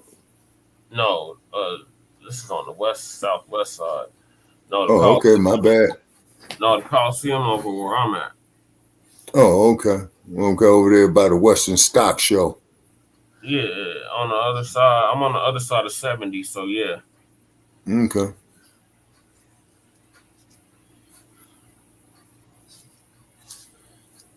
Santa Fe in southwest Denver, which will house 60 people. We're really excited about moving forward with the site and being able to launch. Dee Pearson is the nonprofit's executive director. They currently run 2 tiny home villages and 3 outdoor safe spaces. Realistically, this is our model, right? The micro communities look like a sort of a mashup between our tiny home village and our safe outdoor spaces. And so... You mean ours? What the fuck? You see how they bump your head, man. You know what I'm saying? With a few couple of these subliminal suggestions, which is one right there. What she is, right? It's clear what the hell she is. What? White. What are we talking about now? Very much white. Of the Caucasian persuasion, you know what I'm saying? The CBC. Yeah, what about it? That's who they put in charge of these micro communities. Yeah, exactly. You see what I'm saying? And a lot of them motherfuckers be on more damn drugs than the law allowing it. So Chewbacca, we got to get Dwayne Peterson on here. They've been terrorized. They terrorized their brother at least 2 of those sites. Oh, that's fucked up. He's still unhoused too, by the way. Like, Damn, motherfuckers man. from whole different countries is getting priority over him. Wayne Peterson been on house for at least 5 years. Yeah. Damn, man. Somebody from a whole different country on a whole different part of the planet, Yeah. and they get priority over you. Mm-hmm. But yeah, that's what they're in charge of these, so it's already bad from beginning to end. Yeah. I know we've been doing this since 2017. We run 5 sites right now. I think we're well positioned to make sure the site is successful. The Gathering Place will run a second micro-community in downtown near 14th and Elati, which will provide transitional housing for adult women as well as transgender and non-binary people. Oh, hell no, man. Give them motherfuckers their own goddamn communities, man. That's that bullshit, man. Well, I think they did in the state, somewhere in the state. Lady Che was saying they did do some shit like that. But I remember the Gathering Place because of my mom and my grandma's. Right.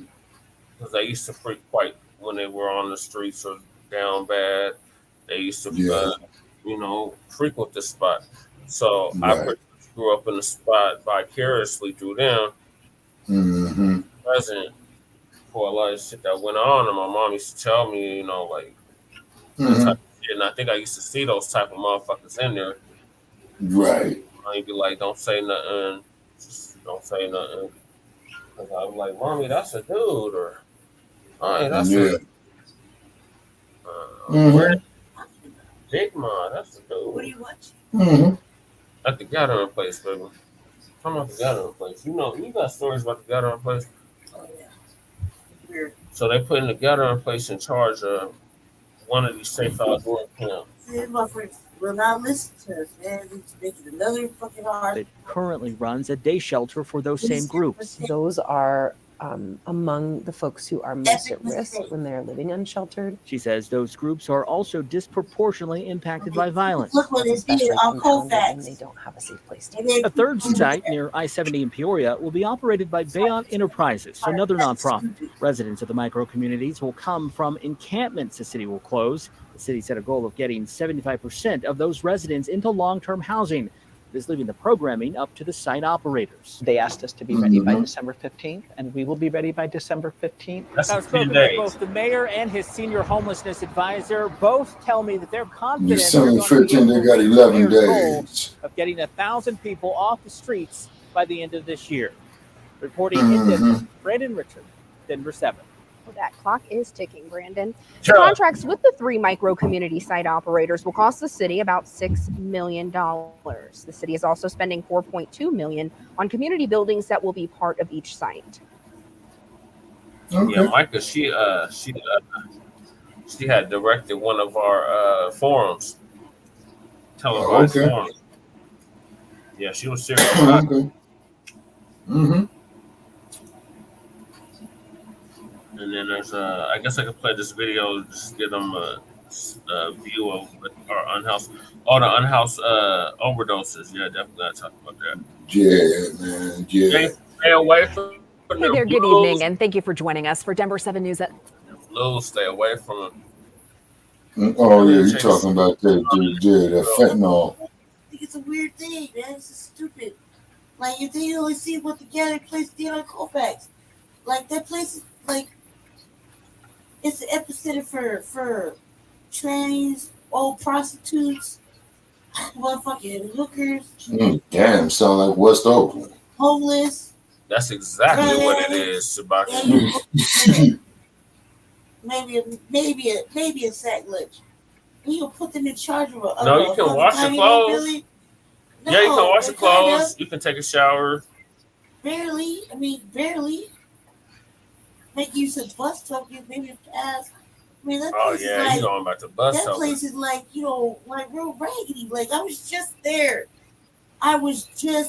Like maybe 6 months ago, I was having a real wild ratchet adventure with one of my ratchet friends. We stopped by there just to pick up her mail. And I was in the car.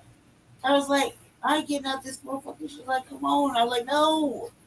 Do you see the old prostitutes here? Yep, that's the old hoes. This is the old track hoes here. Yep. Old, like we're talking like 60. Somebody's grandma, somebody's auntie. Old biddies, man. Old biddies. Mm-hmm. The transgender community there. Lots of transgenders. Lots of trans white people. Yeah. And a lot of just hoes, old hoes. And it's really sad. It's really sad that, like, it's right out of Colfax, right? But the only black people there are just just like, man, they had a wild life. And we was over there having one of our little hours there. We was there, Ratchet Adventure. We was in the car, singing, laughing, driving all wild and shit. They're having a great time. And she's like, I gotta get my mail. I was like, all right. It's time to get the mail. And she's like, come on with me. I was like, no. So she come back out. She's like, I got your sack lunch. I was like, cuz.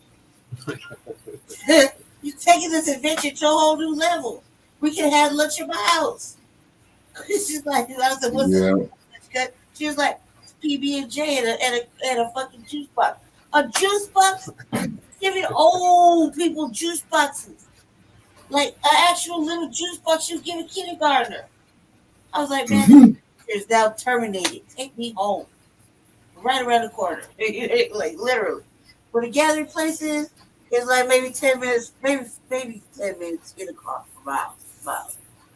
I'm like, this adventure is sleep over. Yeah, it's right on High. I'm no longer having fun. It's on High Street. I was like, I can't believe you went in this motherfucker, got your mail, and brought out a sack lunch. Directly across the street is What's really funny about that story was like, we had money and everything on us. I was like, why you do that? She was like, because they were offering sack lunch to anybody who needs one. Yep.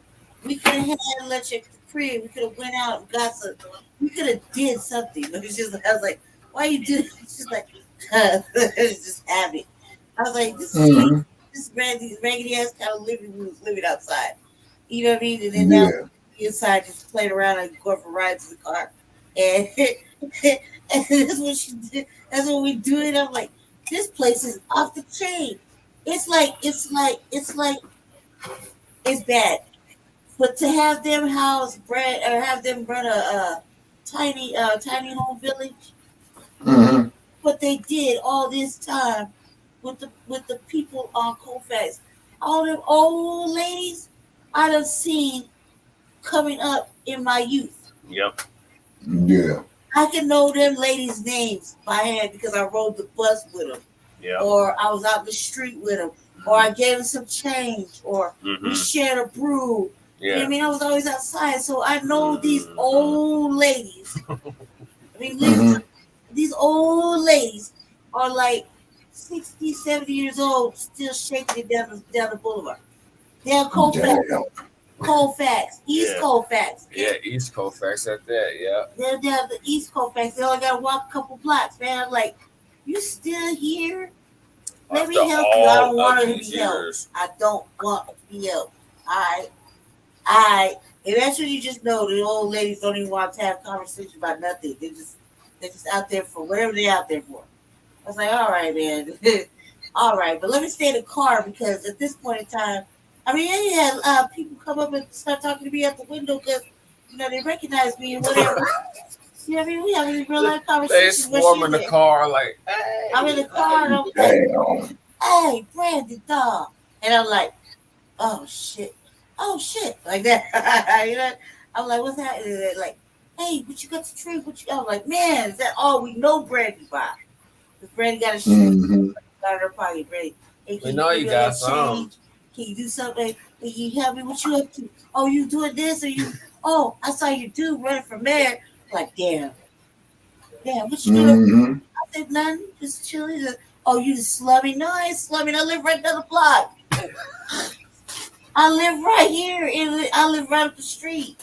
Right. You know what I mean? I'm not slumming. What the fuck that mean?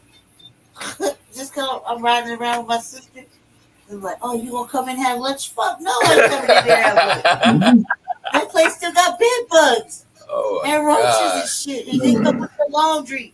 They come in the mail and stuff. You know what I mean? This motherfucking shit is crawling around. It's right there in East Colfax. It's a haven for bed bugs, cockroaches, and fucking, gossip and fucking ratchet shit. And old yeah, elders, elders wow. Them old ladies are wild. I was like, oh man, look, this ratchet ass adventure is over now. I'm gonna go home. Straight with home. We straight with home. Actually, I went to your house after that. You sure did. I was like, just take me back. Here you go, come back. All right. I went to your house after that. Yep. Came in and was like, I'm done.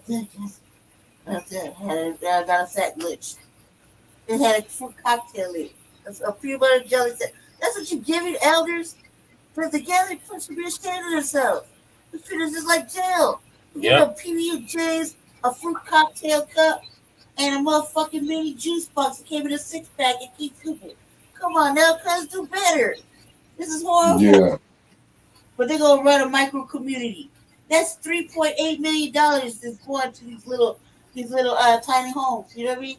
That's $3.8 million. So you think they'd be able to come up instead of a drink box? You know what I mean? They can feed the elders better, like an actual sandwich with, like, lettuce, tomato, some sort of meat, cheese, a couple condiment packages, some chips. Do better. That's what they used to give out. They don't do that no more. They got a motherfucking inmate over there. Feel like the inmate over there just slapping PB&J together. Sack lunch. Sack lunch. And you choose your sack lunch. And you But I'm gonna tell you something. You put the PB&J. Mama and baby get 2 sack lunches. Yep. 2 sack lunches. That's a World War II shit. That's just yeah. What you talking about? K rations? That's just. But they got shit in cans from World War I and World War II. Yeah. And believe it or not, that stuff will stay preserved, man. Believe it or not. They ain't saying too much. They just listening. Okay. Okay, so therefore, I'm up here sharing this here. Overdose. Hold on, I'm gonna get this overdose situation. So the blues is definitely giving fools the blues. Okay.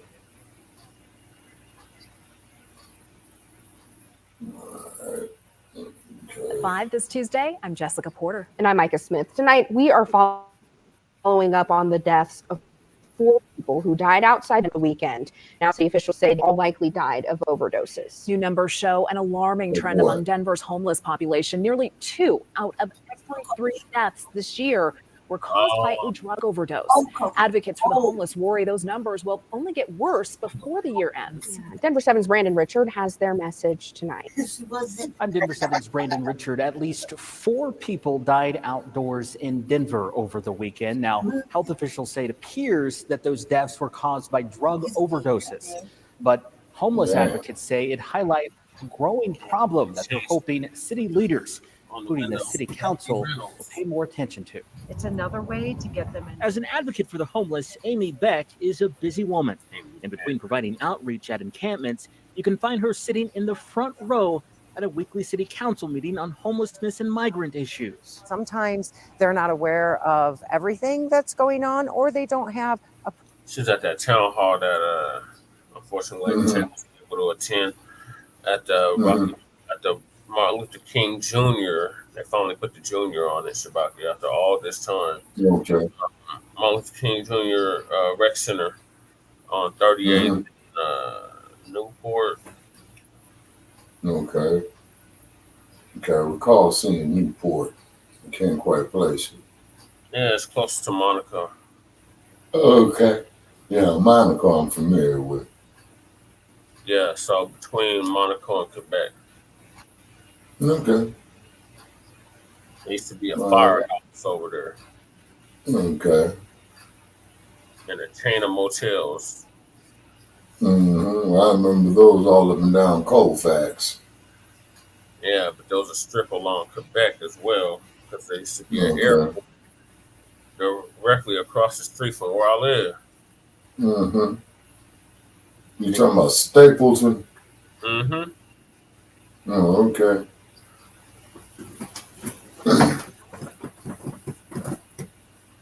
So this broad trying to prod me for information. Talking about what can we call what should we call the migrants that are unhoused? I call them a bunch of motherfuckers that need to get the hell up out of here. That's what I call them. Yeah, that's what I told her. Perspective from the streets. Amy wishes city leaders were more aware of the growing number of people dying on Denver streets. What I've really Man, noticed. don't nobody make no motherfucker take no damn drugs. Shit, you should have known the job was dangerous when we took it. According to Denver Medical Examiner data, 260 people experiencing homelessness have died this year. Of those, damn, so that means that we will remember it's going to be at least 300. Oh, yeah. And that can go to 1,000 easy. What that they're going to name out? Because last year was what, 244? Mm-hmm. What is this 107.73? I think that's, 260 homeless deaths. Yes. So is that over 173 days? Let's see. 173. Ooh, so they're saying majority of them were drug overdoses. Oh, okay. 173 drug overdoses. Okay. Now you see the narrative they're trying to go here with this brother Check. Mm-hmm. Honestly, exactly why they're trying to go there. Yeah, because they're gonna try to say, well, the homeless is out there because them is dope fiends. Mm-hmm. Motherfucker, if you didn't have no place to wash your ass, change your clothes, live outside, worrying about your goddamn safety and your health, watching motherfuckers around because you don't know if they're trying to put a shiv in your back, man. You're not trying to take your shit. Yeah, that'll cause any motherfucker to go out there and use dope and be stressed the fuck out all kind of way. Because see, what it is homelessness, brother, is a process of mental instability. Mm-hmm. Yeah, it causes you to go crazy. That's my point. And then all these people out here saying, so they're being exposed to drugs that they wouldn't usually use. Those numbers don't yet include 4 outdoor deaths from over the weekend. The medical examiner's office told us those deaths were likely caused by drug overdoses. While they say they found no signs of hypothermia, Amy suspects the cold weather played a factor in a different way. Well, what I would have to say is that people use often as a coping mechanism for very severe cold weather. That's why she was disappointed when Governor Polis recently derailed efforts by some in his party. Oh, my Lady Chatty, didn't you just say that recently? Yep. It's our gay ass governor, y'all. Seriously, he's gay. Lord. Gay ass governor. Polis. And is that Buckner? Oh yeah, that's Buckner. That's the one I was trying. Y'all spread disinformation about that COVID thing. No, the hell we not.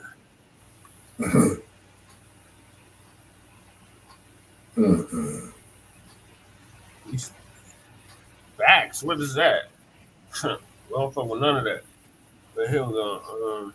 Right.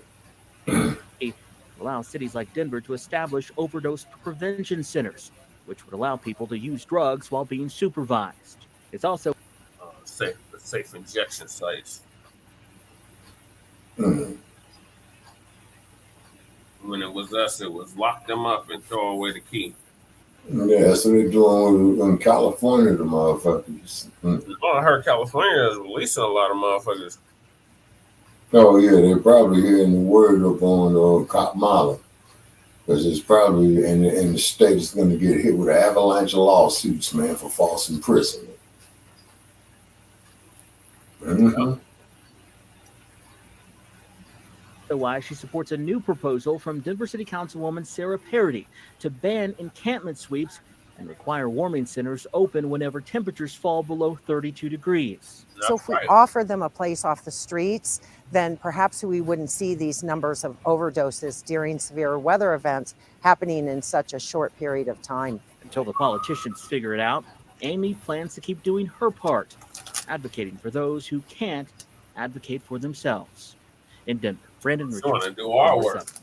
That's what We we've want to been mention doing. the outside death designation by the city doesn't necessarily mean those people were experiencing homelessness, only that they were found outside. The Denver Medical Examiner's Office tells us it will likely take several weeks to get toxicology results for those 4 cases. Digging deeper with a month. The ones they found dead on the river. Yeah, because you all got that Platte River there that goes through Denver too, right? Yep. Over there by Cherry Creek Park, if I recall. Not Cherry Creek, Confluence Park. Oh, okay. Because I remember I got lost, man, going by that Platte River one day. There's a whole trail. It's a whole like bike trail and that runs. Yeah. Yeah, you got the jogging, the bike trail, the little river itself is in the park.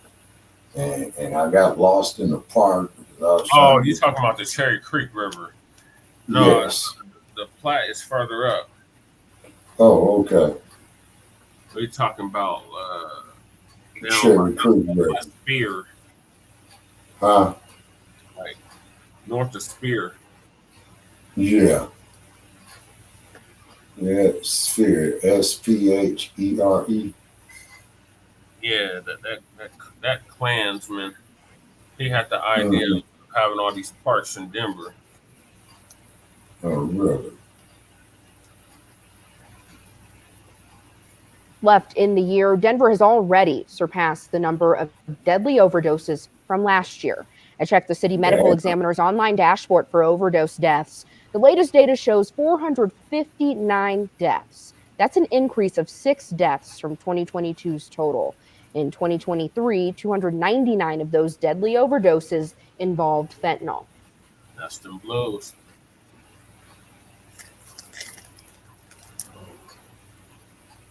Fentanyl is the blues. It's the what now? It's the blues. Okay.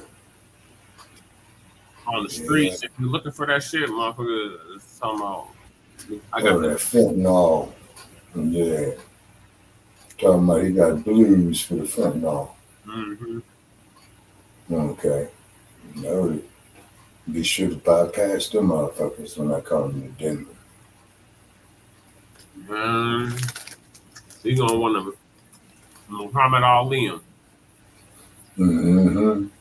Yeah.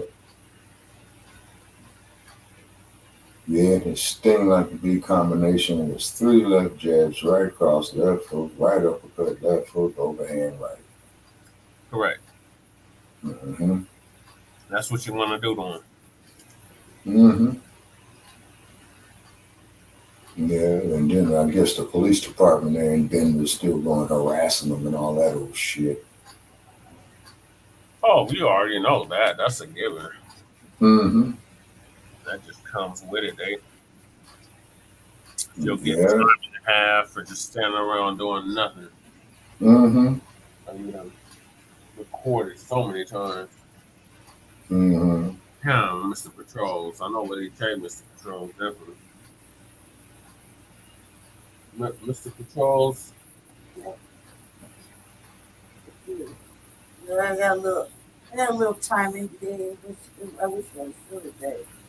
Yeah, what's up with Mr. Patrols? We used to do patrols in the neighborhoods, right? Right. I do this in a while. I got a little time today. It's free. I was to find out where the homeless was. Shit. I was how his neighbors was because they keep moving them around. Avenue. They've been moved to Park Avenue. Uh-huh.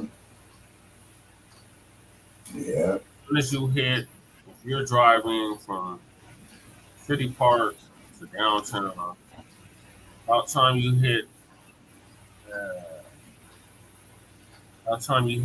Steel, you're gonna see some encampments.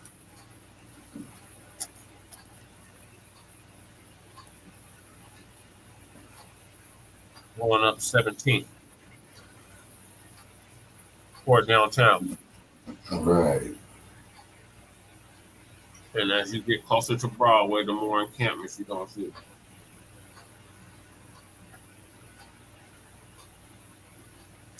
So 17th turning to 18th and then go right into downtown. Mm-hmm. Past the hospital. You remember the hospital, the old children's hospital? Mm-hmm. Yeah. That's where they at now, out there, around there. They tore that down. Still a hospital, though, I think. Something medical related. All right, y'all. So we are winding down. Thank y'all for everybody that tapped in tonight. And make sure y'all like and subscribe to the Frontline Blacc News and Shabaka's Black Experience and Dance. And of course, the Revolutionary Agenda on YouTube and Facebook. Facebook and Twitter to X. So, do you have anything you want to close us out with, Shabaka?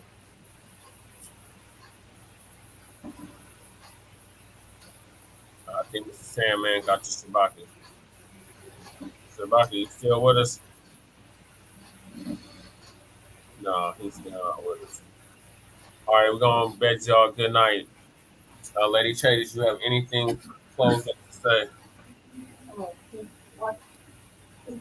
Sorry, I skipped y'all. Oh, shit. Okay, well, let me know. Let us know. Next time I go live again. Okay.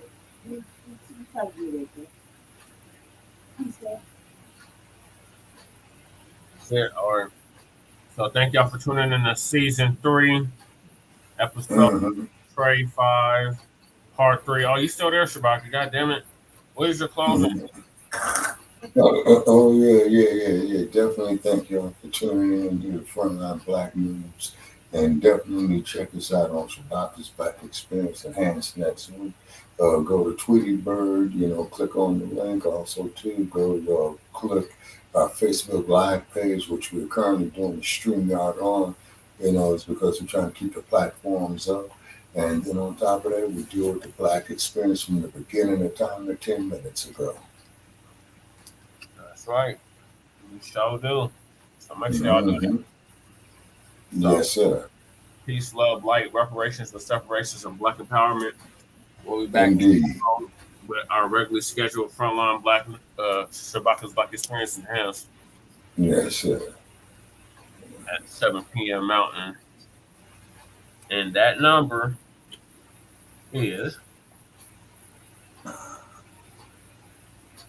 516-418-5996. And press 1 and you'll be added to the queue. So peace, love, light, reparations, and separations, and Black empowerment. We'll see y'all later. Peace.